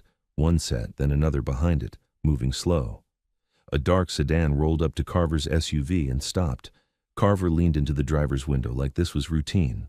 The sedan crept forward, past the block, and turned into the turnout by the boathouse. Ethan's stomach dropped when he saw who stepped out. Harper, hood up, phone in hand. She looked around once, wary, like she already knew it was wrong. But she still walked forward, drawn in by something Ethan couldn't hear. Maybe a text, maybe a threat, maybe a lie that sounded urgent enough to override caution. Ethan's body wanted to surge out of the woods and grab her. He stayed frozen because movement would get him seen. Mason Klein emerged from behind Tyler's truck like he'd been waiting in the dark. Tyler came with him. Brent hovered a step back, shoulders tight, face pale under the moonlight. Harper stopped mid-step. Her posture changed instantly, ready, alert. She turned as if to go back to the car. Mason's voice carried, "Relax, we just want to talk." Harper's reply was sharp. "Move," Tyler laughed. "See? Attitude. That's why we're here." Ethan saw Harper's hand tighten around her phone. She lifted it slightly, recording or calling. Mason stepped closer fast. "Don't," he warned. Harper backed up a step. "Touch me, and you're dead." Mason smiled like that line amused him. "That's the thing, Harper. You think your dad makes you untouchable, but you're here alone, and nobody's watching." Ethan's jaw clenched so hard, his teeth ached. In the distance, Deputy Carver stayed near his SUV, body turned away, pretending the river was fascinating. Tyler reached into his pocket and pulled out white zip ties. Brent's eyes darted to them, then away. Harper's voice went cold. "You're stupid." "Maybe," Mason said, "but we're about to be memorable." Tyler lunged. Harper twisted sideways, faster than Ethan expected, and Tyler grabbed a fistful of her sleeve instead of her arm. Fabric tore. Harper drove her knee up into Tyler's thigh. He cursed and stumbled. Mason moved in, grabbed Harper by the wrist. Harper jerked hard, trying to break free. Ethan's instincts finally snapped the leash. He burst from the woods and sprinted across the dirt, shoes sliding in mud. "Harper!" Every head turned. For 1 second, Harper's eyes locked on Ethan's. Shock, then understanding, then a flash of fury like she wanted to scream at him for coming. Mason's face lit up with satisfaction. "Well, look at that," he said. "He came." Tyler recovered and swung at Ethan. Ethan ducked, felt the punch graze his ear, then slammed his shoulder into Tyler's chest. They both went down in the dirt. Ethan didn't try to fight clean. He fought to make noise. He shouted loud, raw, "Help! Somebody call 911!" Carver didn't move. Tyler scrambled up and kicked Ethan in the ribs. Pain exploded. Ethan sucked in air and forced himself upright anyway. Harper tried to wrench free again, but Mason had her wrist locked. He yanked her close, hard, and for a split second, Harper's phone slipped from her grip and hit the ground. Mason looked at Ethan over Harper's shoulder.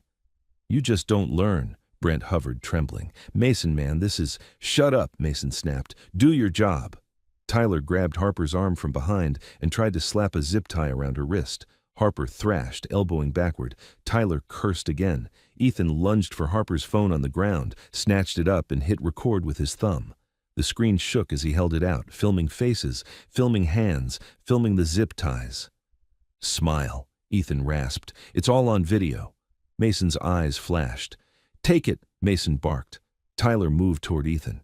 Ethan backed up, keeping the camera pointed, forcing them to choose between hurting him and being seen doing it. He yelled again, louder, voice cracking, "Help! Call 911!" A door slammed somewhere far down the road. A dog barked. The sound of a human voice drifted. Someone had heard, but no one had stepped in yet. Carver finally looked over his shoulder, expression annoyed, like Ethan was interrupting his evening. Mason saw it and smirked. "Nobody's coming, hero." Then the night changed.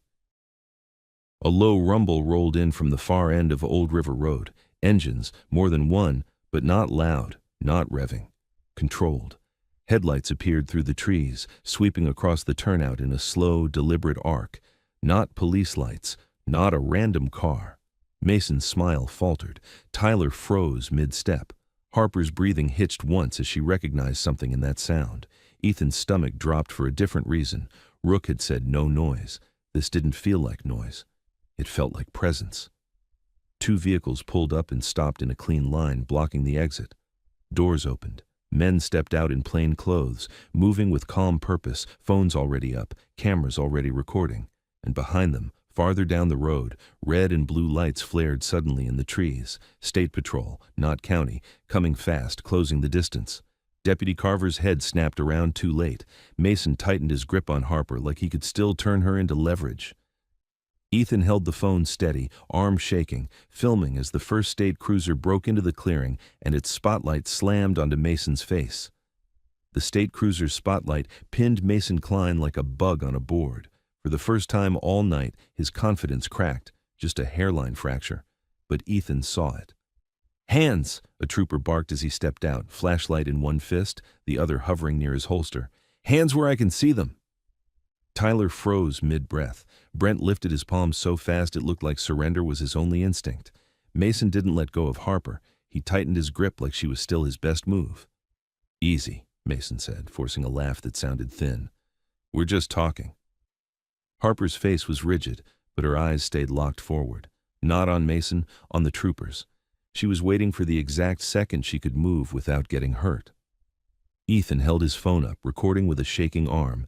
He kept it aimed at Mason's hand clamped around Harper's wrist and the white zip ties on the dirt. A second state cruiser rolled in, then a third. Tires cutting through mud. Red and blue lights splashed across the boathouse boards, across Tyler's truck, across Deputy Carver's county SUV like it didn't belong.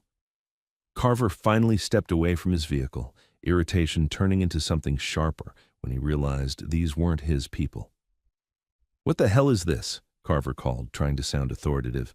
"This is county jurisdiction." The lead trooper, tall, older, calm, didn't even look at him first. His eyes stayed on the teenagers. "Let her go," the trooper said to Mason, voice flat. "Now." Mason's jaw worked. He glanced at Carver like he expected rescue. Carver took a step forward. "Listen, this is a misunderstanding. Kids messing around. We don't need—" The trooper finally turned his head, slow and deliberate, and stared straight at Carver. "Deputy Carver, step back, right now." Carver stiffened. "You can't order me." "I can," the trooper said, cutting him off, "because I'm here under state authority on a complaint involving intimidation, obstruction, and possible abduction. You're not in charge of anything tonight." Carver's mouth opened, then closed. His eyes flicked toward Mason again. A decision flashed across his face, fight or retreat, and he chose retreat with a bitter jerk of his chin. The trooper nodded once to another officer. "Get Carver away from them. Separate." A second trooper moved toward Carver with controlled speed. "Deputy, hands off your belt. Walk with me." Carver bristled, but he walked. Mason's breathing sped up. He tried to pull Harper closer, using her body as a shield without admitting it. Ethan's voice came out raw. "He has zip ties. He grabbed her." "Sir, step back," a trooper snapped at Ethan without looking, because Ethan was still too close to the mess. Ethan stumbled back 2 steps, ribs screaming. He kept filming anyway. "Last chance," the lead trooper said to Mason. "Let her go." Harper moved first. The moment Mason's focus shifted toward the trooper, Harper twisted her wrist the way she'd been trying to earlier, harder, cleaner, and stomped down on Mason's foot with everything she had. Mason yelped, grip loosening for a fraction. That fraction was enough. Harper yanked free and stumbled backward. A trooper caught her by the shoulders and guided her behind him like a shield. Mason's face changed instantly, panic turning to rage because the leverage was gone. Tyler took 1 step toward Harper. "Don't," a trooper warned, and Tyler stopped like he hit an invisible wall. The lead trooper pointed. "Mason Klein, you're being detained. Turn around." Mason tried to smile again. "Detained? For what?" "She came here." "Turn around," the trooper repeated, voice harder. Mason's eyes darted again, at Tyler, at Brent, at the vehicles blocking the turnout. No exits, no friends with badges left within reach. He turned slowly, still trying to keep his voice smooth. "You're making a mistake." The trooper cuffed him without drama. Tyler's mouth tightened. "This is Bulls. Tyler Reese," another trooper cut in. "Hands behind your back." Tyler hesitated, then complied, like his body knew resistance wouldn't play well on camera. Brent stood shaking, palms still up. I didn't want this," he blurted. A trooper glanced at him. "Then you're going to tell the truth." Ethan finally lowered his phone a little, arm burning. His breathing came in ragged pulls. The pain in his ribs was now a hot, steady throb. Harper stepped out from behind the trooper, eyes wide and furious. She looked at Ethan like she couldn't decide whether to hug him or scream at him. "You shouldn't have come," she said, voice tight. Ethan tried to stand straighter and failed. "You were here." Harper's throat worked. She swallowed hard. "I got a text from an unknown number. It said you were hurt. It said you were at the river." Ethan's stomach dropped. "I got a text too." Harper nodded once, grim. "So they played both of us." The lead trooper turned toward them, clipboard already out. "Miss, are you Harper Dalton?" Harper stiffened. "Yes." "Are you injured?" he asked. Harper touched her torn sleeve, her wrist already reddening. "No, not badly." The trooper nodded, then looked at Ethan. "And you're Ethan Cole?" Ethan's mouth was dry. "Yeah." The trooper's gaze sharpened. "You called this in?" Ethan hesitated. I told my lawyer. She told the state. I also overheard them at school. I came because," his voice cracked, "because I didn't trust the county." The trooper didn't react like that was crazy. He reacted like it was evidence. "You have a lawyer?" he asked. Ethan pulled the prepaid from his pocket with shaking fingers. "Kara Holt," the trooper nodded once. "She's on her way." As if summoned, a dark sedan rolled into the turnout behind the cruisers and stopped. Kara stepped out, coat open, hair pulled back, eyes scanning fast. She walked straight to the lead trooper and held up a folder. "Sergeant," she said, breath controlled. "Formal notice filed yesterday, retaliation documented, and now we have attempted restraint with zip ties, a county deputy blocking access, and my client's video." The sergeant accepted the folder without a word and flipped it open like he'd been waiting for it. Rook stayed near the edge of the clearing with 2 plainclothes men. They didn't approach the kids. They didn't posture. They held their phones up, recording quietly from a distance like witnesses, not soldiers. Carver, now separated near the road, stared at the ground with a trooper beside him. His hands weren't cuffed yet, but he looked smaller anyway. The sergeant turned his head slightly toward Carver. "Deputy Carver, were you aware minors were being restrained here tonight?" Carver lifted his chin, trying to find his badge again. "They weren't being restrained. I was ensuring no one drove into a hazardous area." "River roads, there are no cones," the sergeant said calmly. "No posted work order, no dispatch log. We'll verify." Carver's jaw tightened. This is political. Kara's voice cut in like steel. It's documented. The sergeant nodded once, then turned back to Harper. Miss Dalton, I need your statement, in your words. What did you receive? What did you believe? And what happened when you arrived? Harper nodded, breathing hard, then spoke clearly. She described the text. The lie about Ethan. The moment Mason appeared. The zip ties. The attempt to grab her. Ethan listened, and the more Harper talked, the more he realized how close they'd come to it going differently. A slip. A hit. A dark river. When Harper finished, the sergeant looked at Ethan. Your video. I need it. Ethan's fingers tightened around the phone. Letting it go felt like handing over the only weapon he had. Kara held out her hand. I'll take custody of the device and provide a forensic copy. Chain of custody stays clean. The sergeant studied her for a beat, then nodded. Do it. Now. Kara took Ethan's phone gently, like it mattered because it did. She powered it down and slid it into an evidence bag she'd brought herself. Ethan exhaled shakily, suddenly empty-handed. Tyler, cuffed near his truck, started talking loud, desperate. This is insane! We didn't do anything! She came here! Brent's voice broke. Stop! Just stop! You had zip ties, Tyler. Tyler whipped his head toward Brent. Shut up! A trooper stepped between them. Not a word. You'll speak when asked. Brent's eyes darted to Ethan and Harper. He looked terrified, but there was something else there too. Regret, and the awareness that Mason had dragged him into a line he couldn't cross and still pretend he was a good kid. The sergeant motioned toward the boathouse. Search the structure. Check for weapons, restraints, anything else. 2 troopers moved in, flashlights cutting through gaps in the boards. Dust swirled. The river slapped softly under the pilings. One trooper called out a moment later. Sergeant, found a bag. They emerged holding a black duffel. The sergeant unzipped it with gloved hands. Inside, more zip ties, a roll of duct tape, a cheap prepaid phone, a printed photo of Harper, school ID photo pulled from records. Harper's face went white. Ethan's stomach dropped through the floor. This wasn't improvised. It was planned. The sergeant's eyes hardened. He looked at Mason, still cuffed, still trying to look untouchable. Mason didn't speak now. He just stared, breathing fast because the bag had spoken for him. Kara's voice was quiet but sharp. That's intent, the sergeant nodded slowly. Yes, ma'am. It is. Ethan swayed slightly, pain catching up now that the adrenaline was draining. Harper saw it instantly and grabbed his elbow. Sit, she ordered, steering him toward a low stump by the trees. Ethan tried to protest and failed. He sat, ribs on fire. Harper's hands shook as she looked at his face. You're hurt. I'm fine, Ethan lied automatically. Harper's eyes flashed. Stop saying that. Ethan let out a breath that sounded like a laugh but wasn't. Okay. Across the clearing, Kara stepped aside and made a call, voice low, urgent. Ethan couldn't hear the words, but he saw her posture change, stiffen, then sharpen like she'd been handed new information. She turned back toward Ethan fast. Ethan, Kara said, voice tight. Your mother. Someone was just seen near your trailer. Ethan's blood went cold again. Ethan's whole body went cold so fast it felt like he'd been shoved into the river. What? He rasped. Kara's eyes were locked on her phone screen, jaw tight. A neighbor called the clinic backline I used. Someone in a county jacket was seen near your trailer. Not knocking, not talking, just walking the perimeter.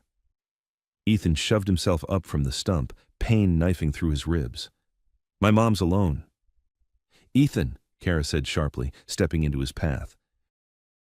Listen to me. You don't run in blind. That's what they want. I'm not leaving her, he snapped, voice cracking. Harper grabbed his sleeve. We go smart, she said, breathing hard. We go with people who can legally be there. The state sergeant turned as if he'd been listening the whole time. Address? Ethan blinked. What? Your address, the sergeant repeated, already motioning to one of his troopers. If there's a credible intimidation report tied to an active case, we respond. Ethan's throat tightened. He forced the words out. Cedar Ridge Trailer Park, Lot 14. The trooper relayed it over the radio, static, then a calm reply. Copy. Kara's voice cut back in.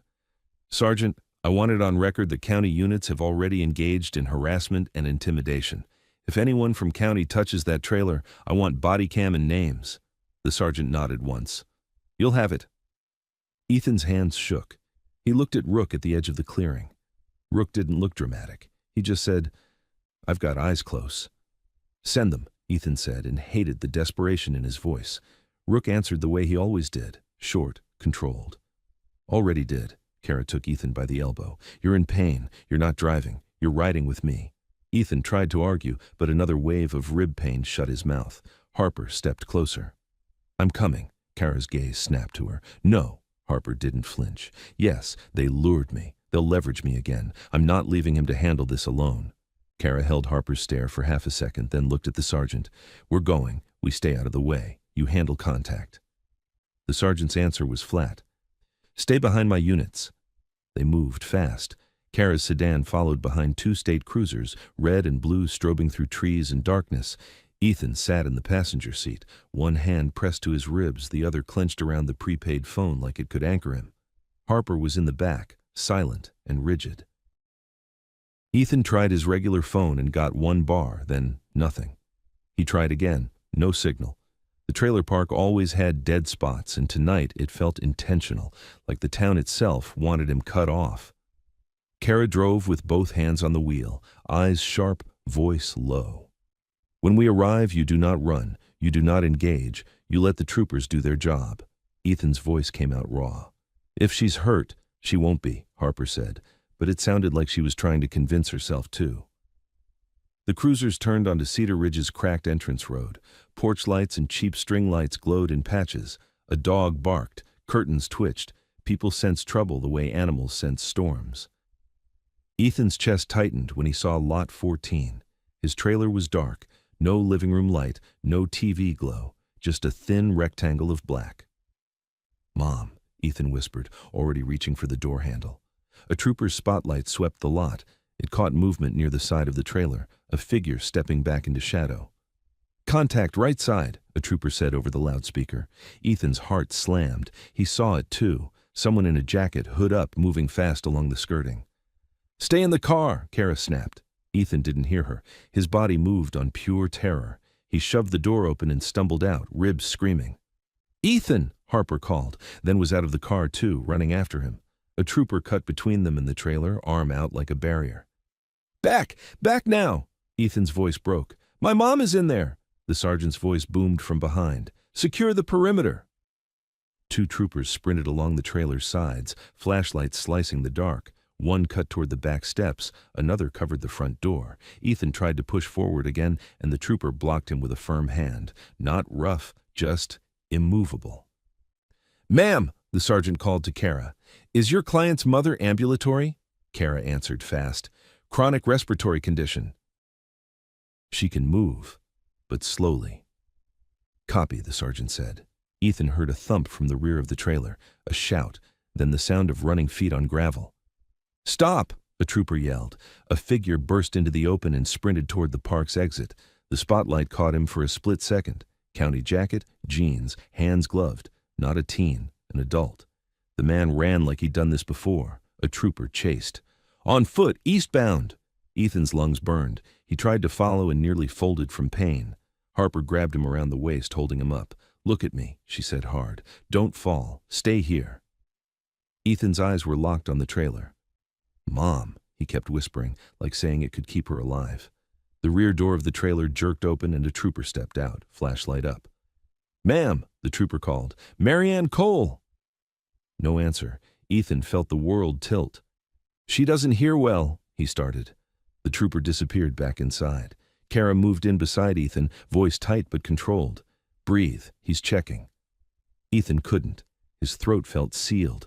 Inside the trailer, a crash sounded, like a drawer being yanked open, then another. They were in her house, Harper whispered, fury and fear mixing into something sharp. They went after her. Ethan's hands curled into fists so tight his fingers went numb. The front door opened suddenly. A trooper stepped out with Marianne behind him. She was upright, barefoot, wrapped in a thin robe. Her hair was mussed and her face was pale with terror, but she was alive. Ethan's knees almost buckled from relief. Ethan, Marianne cried, voice breaking. He tried to rush her and the trooper stepped aside enough to let him through. Ethan crossed the gravel in 2 uneven strides and caught his mother in his arms, careful with her fragile ribs, careful with his own. "I'm here," he whispered. "I'm here." Marianne clutched him like he might vanish. "Someone was inside," she choked. "They were quiet. I thought it was you." Then I heard the back door. Her breath hitched into a cough.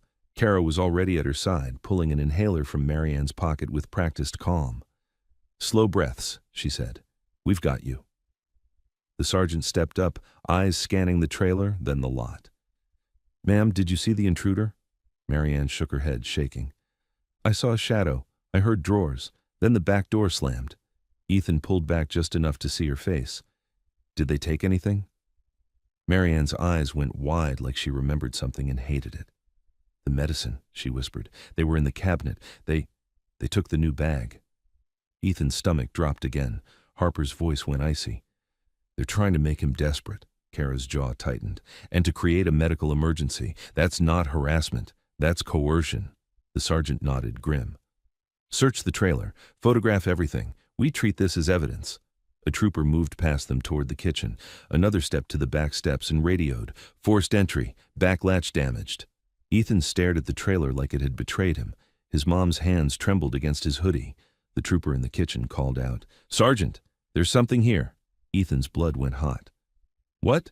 The trooper stepped out holding a clear plastic baggie between gloved fingers. Inside was a small pile of white powder. Ethan froze. His mouth went dry. Kara's voice cut sharp and immediate. "Nobody touches that except forensics. Photograph it where it was found. Full chain of custody." The sergeant's face hardened as he looked from the baggie to Ethan, then back to the trailer. "Where was it?" he asked. "Under the sink," the trooper said, "taped behind the pipe." Ethan felt sick. He knew what this was.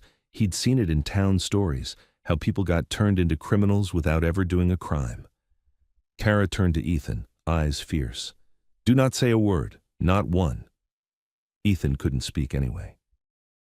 His mother stared at the baggie, confused and terrified, then looked up at him like she couldn't understand how her kitchen had become a crime scene. The sergeant stepped closer to Kara. "This is a plant." Kara nodded once. "Yes." The sergeant's jaw clenched. "Then we just caught someone escalating." Ethan's ears rang.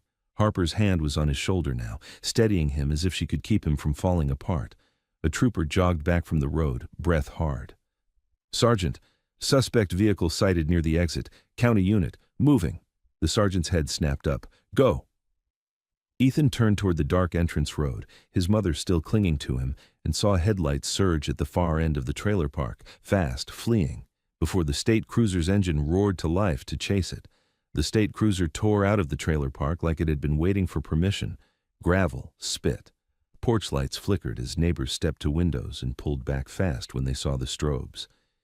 Ethan stood in the cold, holding his mother upright, her body trembling against his chest. Kara had Marianne's inhaler in one hand and her phone in the other, already speaking in a low, clipped rhythm that sounded like control. "Sergeant, I want that baggie photographed in place and sealed, full chain," she said, "and I want the entry point documented before anyone touches it." The sergeant nodded once, then barked orders. 2 troopers moved into the trailer with cameras. Another stayed at the steps, writing. No one smiled, no one made jokes. This wasn't Black River County anymore. This was the state, and the air felt different because of it. Marianne coughed hard, then sucked in a shallow breath. Ethan tightened his hold. "Mom, look at me," he whispered. "Breathe slow." Her eyes were wet and unfocused. "They took it," she rasped. "Why would they take your—" "Don't talk," Ethan said, voice breaking. "Just breathe." Harper stood to his right, fists clenched so tight her knuckles looked white under the flashing lights. She stared at the open kitchen window like she wanted to tear the whole trailer apart with her hands. Kara stepped closer, lowering her voice for Ethan alone. "This is exactly what we thought they'd do, plant and squeeze. But they made a mistake tonight." Ethan swallowed. "What mistake?" "They did it while state units are already on scene," Kara said. "They did it while you're already an active complainant, and they left a trail." A trooper appeared in the doorway holding a small plastic evidence bag. Inside, torn duct tape, fibers from a glove, a tiny sliver of black rubber. "Sergeant," the trooper called. "Backlatch has fresh pry marks. No signs of forced entry on the front. Whoever it was knew to come in quiet." The sergeant took it, eyes hard. "Bag it, photograph, send to forensics." Ethan's phone, his regular one, buzzed once in his pocket even though he hadn't felt it ring all night. He didn't pull it out. He didn't want whatever poison was inside that screen. Then, from the entrance road, the sound of engines rose again. Fast, closing. A second set of red and blue lights swept into the park. Not county, another state unit. They slid to a stop near the entrance, blocking it. A trooper got out and jogged toward the sergeant. "We got eyes on the fleeing unit," he said, breath visible in the cold. "It bailed out 2 miles east. Driver ditched the vehicle and ran into brush. We're searching." The sergeant's face didn't change. "Vehicle secured?" "Yes, sir," the trooper said. "It's a county pool vehicle. Plate matches Black River Sheriff's Office." Ethan felt his stomach drop so hard he thought he might vomit. Harper's eyes flashed toward him. Kara's jaw tightened. "Say that again." "Black River Sheriff's Office vehicle," the trooper repeated. "We've got it." The night went quiet in Ethan's head, like the world had narrowed to that one sentence. The sheriff hadn't sent a friend. He hadn't sent a random deputy. He'd sent his own machine. Ethan looked down at his mother's face. Marianne was staring at the lights like she couldn't process the idea that the law had broken into her home. Harper's voice came out low and shaking with anger. "He tried to frame you." Ethan couldn't speak. His throat felt sealed. The sergeant turned toward Kara. "This goes beyond school bullying." Kara nodded.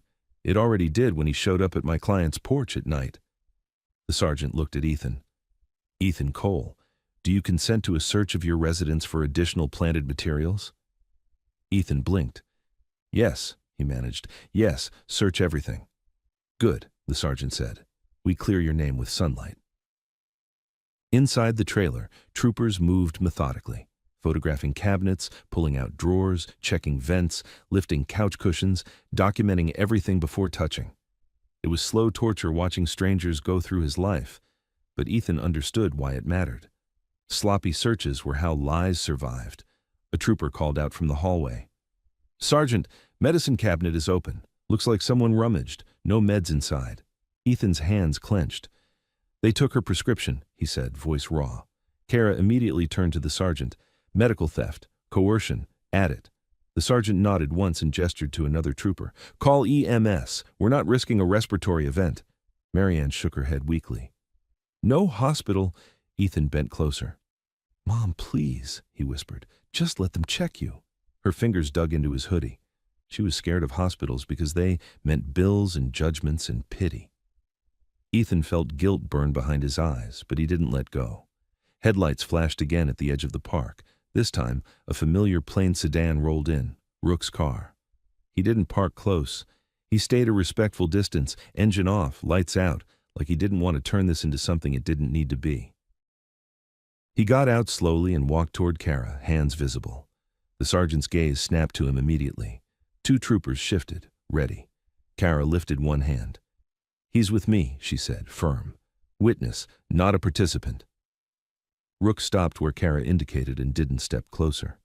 His eyes went to Ethan and Marianne. A flicker of something, anger maybe, crossed his face, then vanished. "I've got confirmation," Rook said quietly to Kara. "The county unit that ran. It left from the sheriff's lot." Kara's eyes sharpened. "How do you know?" Rook's voice stayed level. "Camera across the street from the lot, timestamp. Driver wore a county jacket and gloves." The sergeant heard enough. He turned to one of his troopers. "Get a warrant request moving. For Sheriff Willis's office, his vehicle logs, dispatch records, camera system, all of it. Now." Ethan's heart hammered. For the first time, he felt the ground shift under the sheriff's feet. Then a voice cut through the park from behind them, loud, indignant. "What the hell's going on here?" Sheriff Willis had arrived. He stepped out of a black SUV, not a marked unit, face set in public outrage. He looked at the troopers, looked at Ethan holding his mother, then let his eyes widen like he was the hero arriving late. "Sergeant," Willis called, forcing a smile that didn't reach his eyes, "this is my county. I didn't authorize state units to swarm a trailer park." The sergeant turned slowly and faced him like a wall. "Sheriff Willis, We're operating under state authority tied to an active complaint and an incident tonight involving attempted abduction and obstruction. Willis's smile held, but his eyes flicked toward Kara, warning. I don't know what you think you have, but you're making a spectacle. Kara stepped forward. A spectacle is planting narcotics under a sick woman's sink. Willis laughed too fast. That's a serious accusation. It's documented, Kara said. And the vehicle that fled this park is registered to your office. For a fraction of a second, Willis's expression froze, not shock, calculation. That's impossible, Willis said smoothly. My vehicles are accounted for. The sergeant didn't blink. Then you won't mind if we verify. We've secured the unit. We're obtaining warrants. Willis's jaw tightened. He took one step toward Ethan, tone softening like he was trying a different approach. Ethan, son, you look exhausted. You're hurt. You've been through a lot. Let me handle this. You don't want to get yourself tangled up in something bigger than you. Ethan's hands shook. He stared at Willis and heard the porch voice again. Shame about her meds. You're not the kind of kid who wins these fights. Ethan pulled his mother closer and forced the words out. You came to my house at night. Willis's smile thinned. To check on you. You used my mom's name, Ethan said, voice cracking but loud enough. You talked about her medicine. Marianne flinched at the sound of it, confusion and fear crossing her face. Willis's eyes flashed, then softened again like a mask slipping back in place. You're upset. That's understandable. The sergeant stepped between them. Sheriff Willis, you will not speak to witnesses without counsel present. Willis looked at him. Excuse me? You heard me, the sergeant said flatly. Step back. For a beat, Willis looked like he might challenge it. Then he forced a laugh and lifted his hands. Fine, do your thing, but I'm going to be making calls. Kara's tone was ice. So are we. Willis turned, eyes scanning faces, and they landed on Harper for the first time. His smile returned, slow. Miss Dalton. Harper didn't answer. Willis's gaze lingered on her bruised wrist, then slid back to Ethan. This town eats kids alive, he said softly. You sure you want to be the one it starts with? Ethan felt Harper's hand on his shoulder, steadying him again. He didn't answer. He couldn't trust his voice.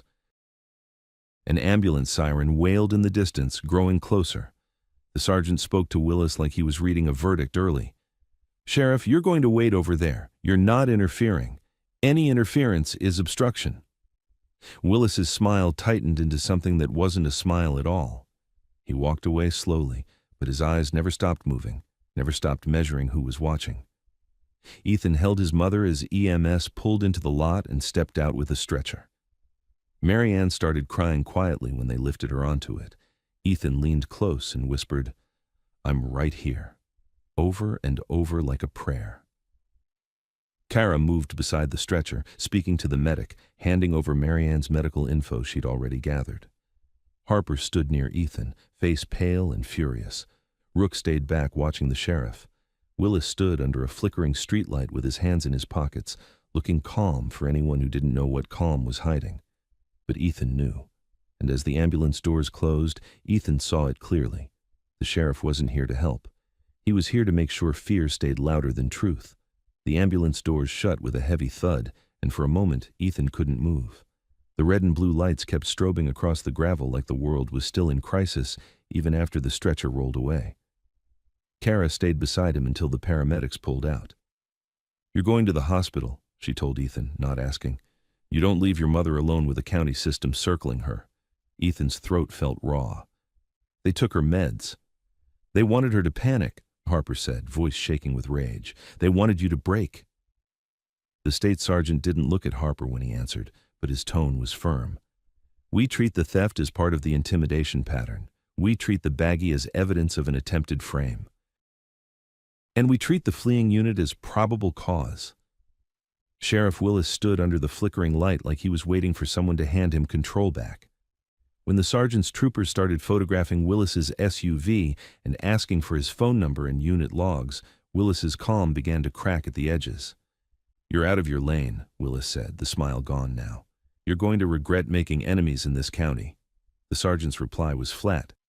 Sheriff, step back. Willis's eyes flicked to Ethan. You think they're saving you, he said softly, almost conversational. They'll move on, and you'll still be the trailer kid who made a mess." Ethan didn't answer. He couldn't trust himself not to explode. Kara did it for him. "Any further contact with witnesses is interference. Walk away."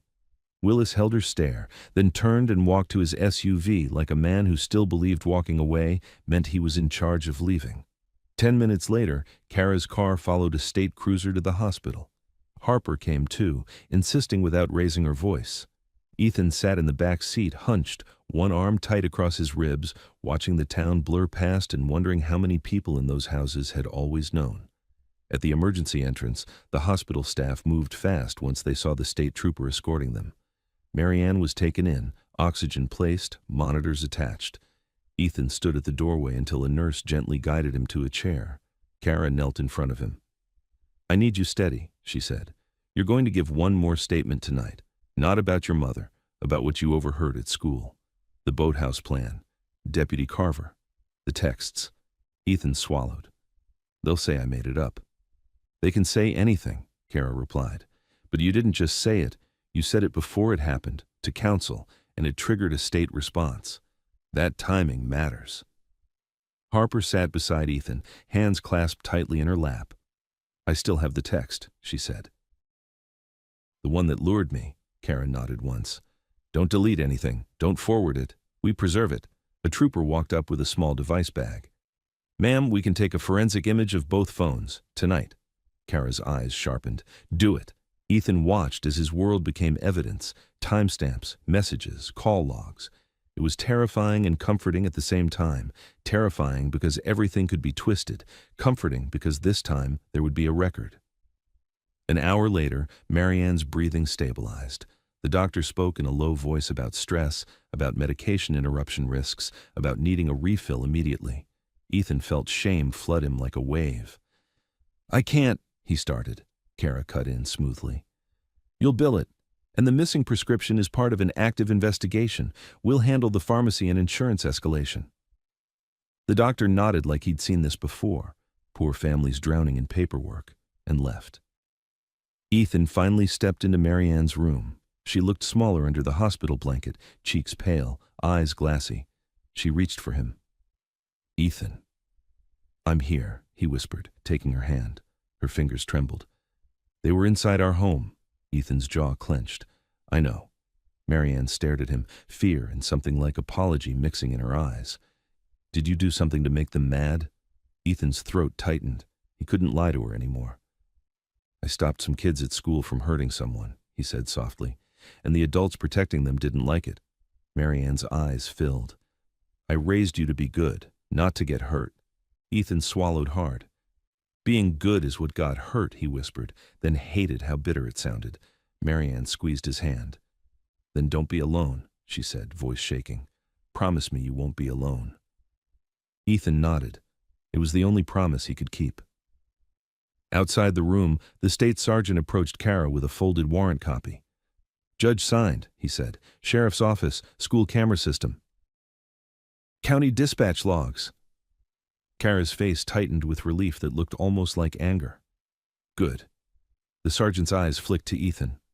"We're moving now. Your presence isn't required, but your safety is." Ethan stared at him. "My safety?"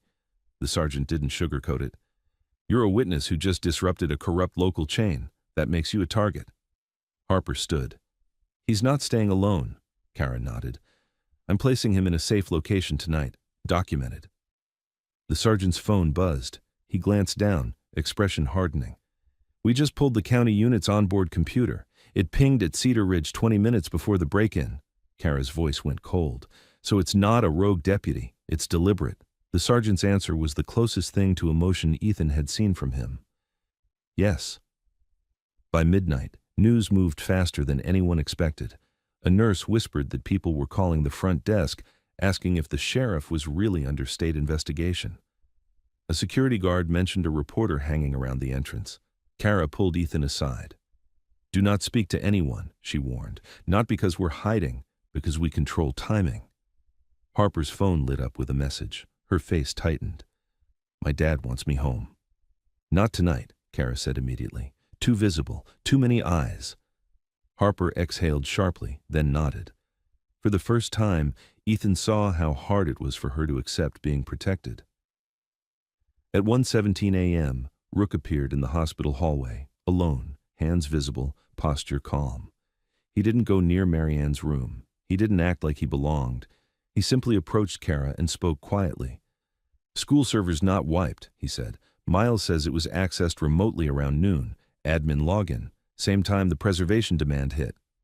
Kara's eyes narrowed. "Garner.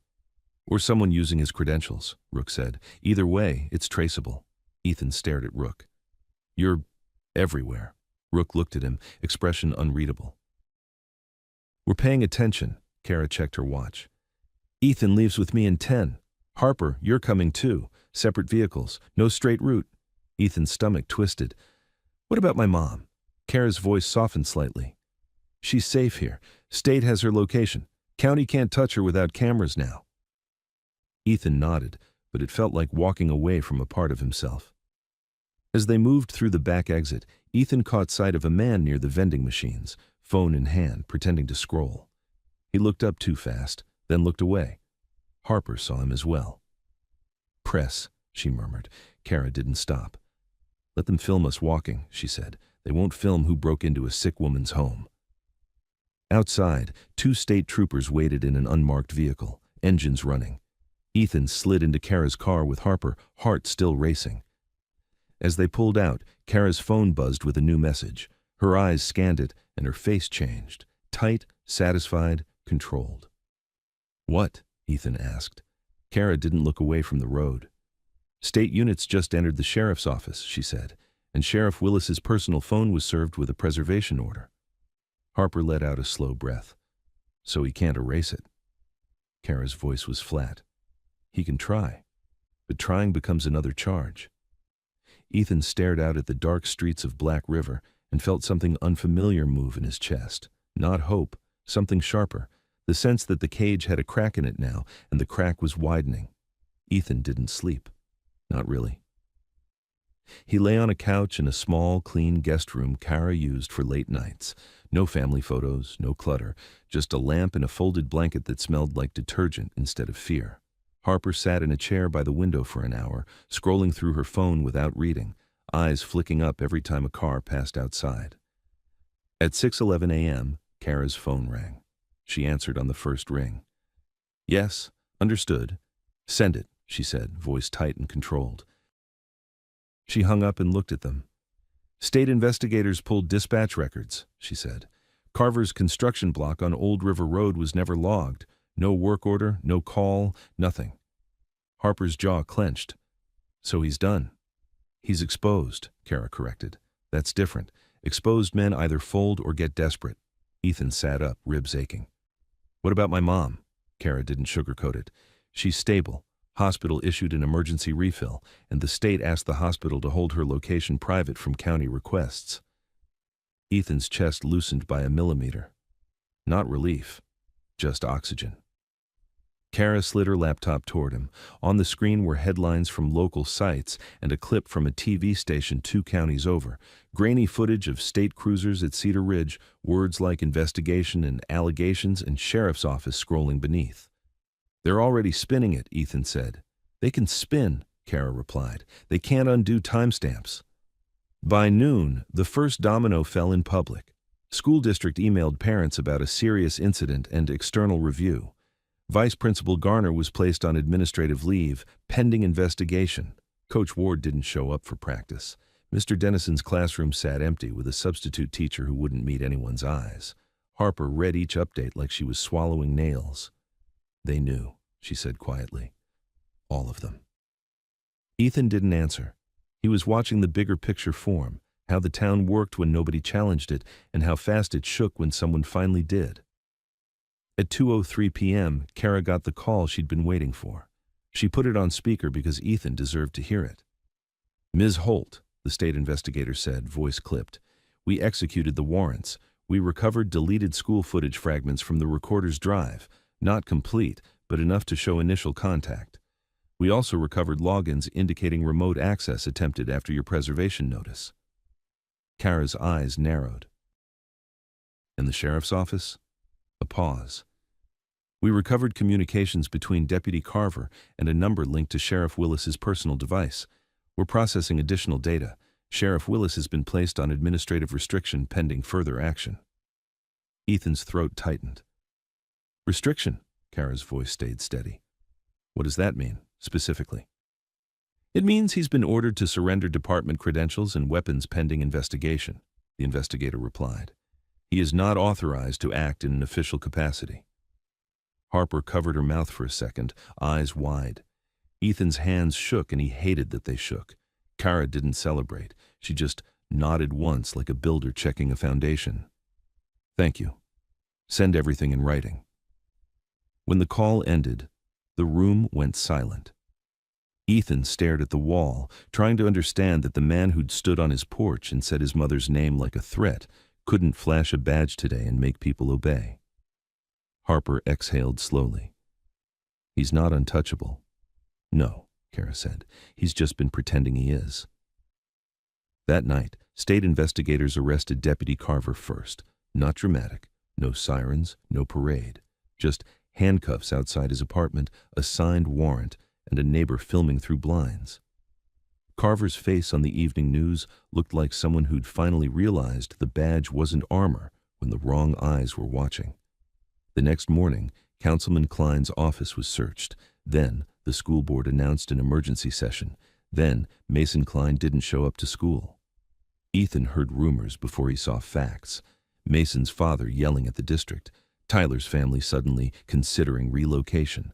Brent Haskins crying in the principal's office and asking for a lawyer. Kara didn't let Ethan feed on rumors. Facts only, she kept repeating. Facts win. 2 weeks later, the facts landed like a hammer.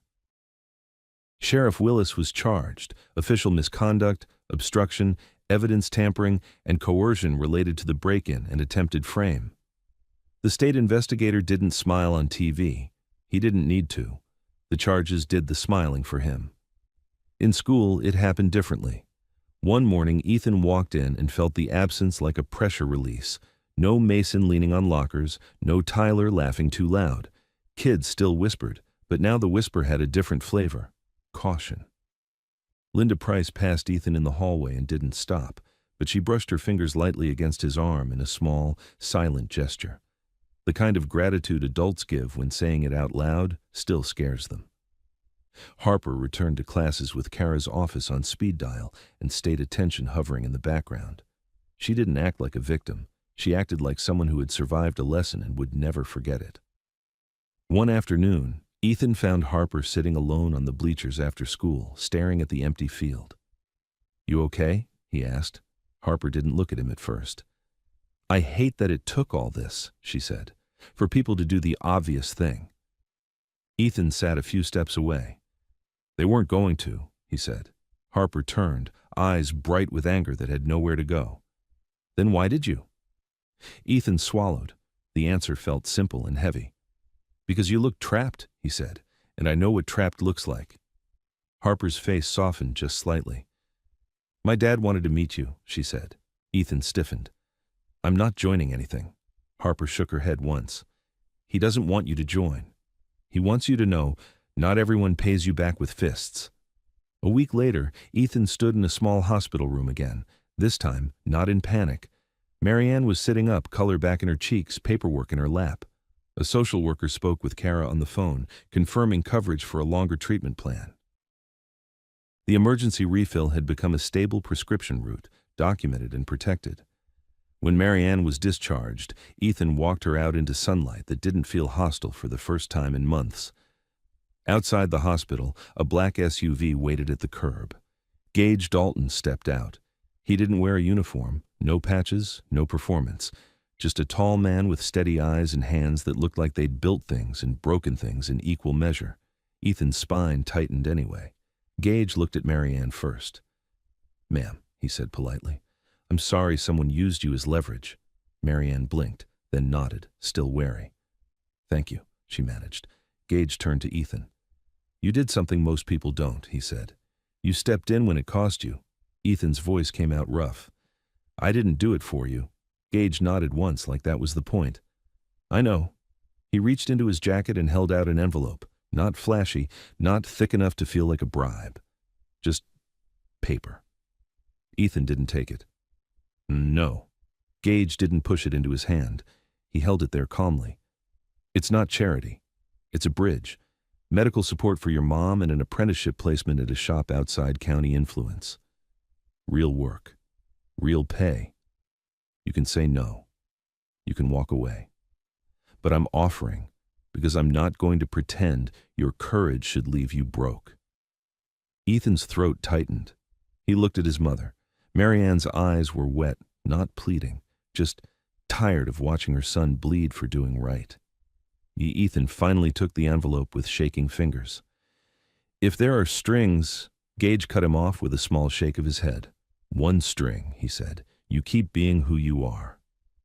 Harper stood near the SUV, watching, arms folded, eyes steady. She didn't smile. She didn't need to. The moment was too real for that. Ethan nodded once because words didn't fit. That same month, a youth safety program launched quietly in Black River, funded through legal channels fronted by community groups, structured so the sheriff's office couldn't choke it. Kara helped draft it. The district had no choice but to accept oversight. Teachers started showing up in hallways again. Adults began acting like adults when kids were cornered. The town didn't become good overnight, but it changed. On Ethan's first day at the new shop, he walked in wearing clean work gloves and a bruise-free face. His phone buzzed with a message from Harper. You still owe me a real thank you. Ethan stared at it, then typed back. You're alive. That's the thank you. He put the phone away, picked up a wrench, and got to work. And for the first time in a long time, the future felt like something he could actually hold. Ethan turned his head just enough to see her. She wasn't crying. She looked furious, like she was trying to learn the rules in real time and hated every one of them. The bell shrieked. Mason glanced at the clock and backed off like he'd finished a chore. Lucky day, he said to Ethan. We've got class. He shoved Ethan one last time, hard, then walked away with Tyler and the third guy like nothing happened. The crowd melted with them. Laughter, footsteps, the whole hallway pretending it hadn't watched. Ethan slid down the lockers for a second, breathing through his nose because his mouth hurt too much. Harper crouched, picked up her fallen papers, then looked at him like she couldn't decide whether to thank him or beg him not to make it worse. Why did you do that? Ethan swallowed. Go to class. They're going to keep doing it, she said. Ethan wiped blood from his lip with his sleeve. Then don't be alone. Harper's gaze darted down the hall, measuring exits like she'd done it before somewhere else. You shouldn't be alone either, she said, quieter. They don't stop when they get bored. They stop when they win. Ethan's eyes narrowed. You know them? I know the kind, Harper said. Her voice steadied. What's your name? He almost lied. Lying was safer. Then he saw the way she held herself, scared but refusing to fold. Ethan. Ethan, she repeated like she was locking it into memory. Thank you, and watch your back. She walked off fast, shoulders squared like armor. Ethan pushed himself up and headed for the nearest bathroom, 2 steps before a hand clamped onto his arm. Cole, office, now. Vice Principal Garner didn't sound angry. He sounded tired, like Ethan was paperwork. He guided Ethan past the front desk and shut the office door. Explain, Garner said, already sliding a form across the desk. Ethan stared at it. Apology. His name typed at the bottom. I didn't start it, Ethan said. Garner's mouth twitched. Mason Klein says you got aggressive. That's a lie. Garner tapped the paper. Sign it and we all move on. Ethan's pulse hammered. If he signed, Mason would know the system still belonged to him. If he didn't, Ethan would be the one punished anyway. That was the math of Black River. Ethan pulled the pen closer and wrote his own statement instead. Short, clean, names included. Mason, Tyler, what they did, who hit first. Garner read it, his face tightening as the names appeared. His desk phone buzzed. He glanced at the screen, then at Ethan, then answered with a voice that went extra smooth. Yes, Sheriff Willis. No, I understand. Yes, sir. Ethan sat very still. Garner hung up and set the receiver down carefully. You want to make enemies you can't afford, he said softly. Ethan met his eyes. They already chose me. The door opened before Garner could answer. Harper walked in. Garner stiffened. Miss Dalton, you're supposed to be in class. Harper didn't look at him. She looked at Ethan's swollen eye and the cut above his brow. Her jaw clenched. Tell him, Garner said, controlled. Harper's hands shook once, then stopped. They cornered me, she said. Mason hit Ethan. Ethan didn't touch them. The room went very still. Garner's smile returned, thin and careful. Thank you. You can go. Harper didn't move. Are you going to punish them? Garner's eyes hardened. Go to class. Harper held Garner's stare for one long beat, then turned to Ethan. I'm not done, she said quietly, like it was a promise, not a threat. Then she left. Garner exhaled through his nose. Go home, he said to Ethan, suspended for the day. We'll revisit this tomorrow. Ethan blinked. Just today? Don't push your luck, Garner said. Ethan left before tomorrow could turn into a week. He didn't go straight home. He couldn't. He needed the shift. O'Brien's car wash sat off Route 12 behind a row of dying bushes. Ethan walked in through the side door, the smell of soap and wet rubber hitting him like routine. His boss, Mr. O'Brien, took one look at his face and swore under his breath. Jesus, kid, what happened? School, Ethan said. I can still work. O'Brien hesitated, then shook his head. I just got a call. Said you're not on the schedule today. Said if I let you on the property, I'll have problems. Ethan's stomach dropped. Who called? O'Brien didn't answer, but his eyes flicked toward the office phone like it could bite. Go home, he said, softer. I'll figure something out. Ethan stood there a second, feeling the floor tilt. Not from the hits, because the truth had weight too. He nodded once, because what else could he do? As he stepped back outside, a truck rolled past slow. Mason was in the passenger seat. Tyler drove. Tyler leaned out the window just enough for Ethan to hear. Should have signed the apology, Tyler said, smiling. Your mom's gonna love the dark. The truck kept moving like it hadn't said anything at all. By the time Ethan reached the trailer park, his shoulder ached with every step. He slipped inside quietly. His mom sat on the couch with a blanket over her knees, TV low. When she saw his face, the blanket slid to the floor.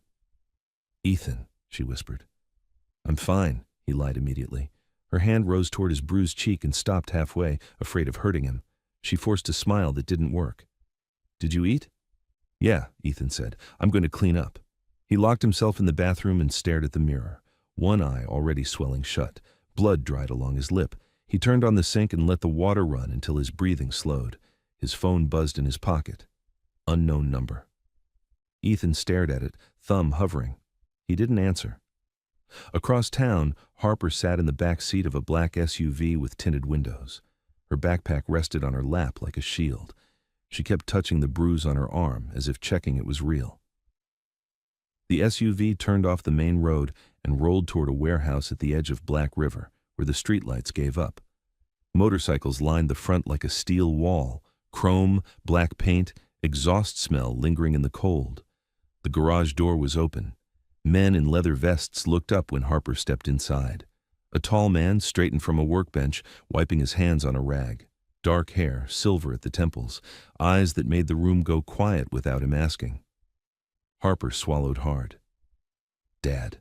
His gaze went straight to the bruise on her arm, then to the torn strap on her bag, then to the faint smear of blood on her cuff that wasn't hers. The man's jaw tightened, slow and controlled.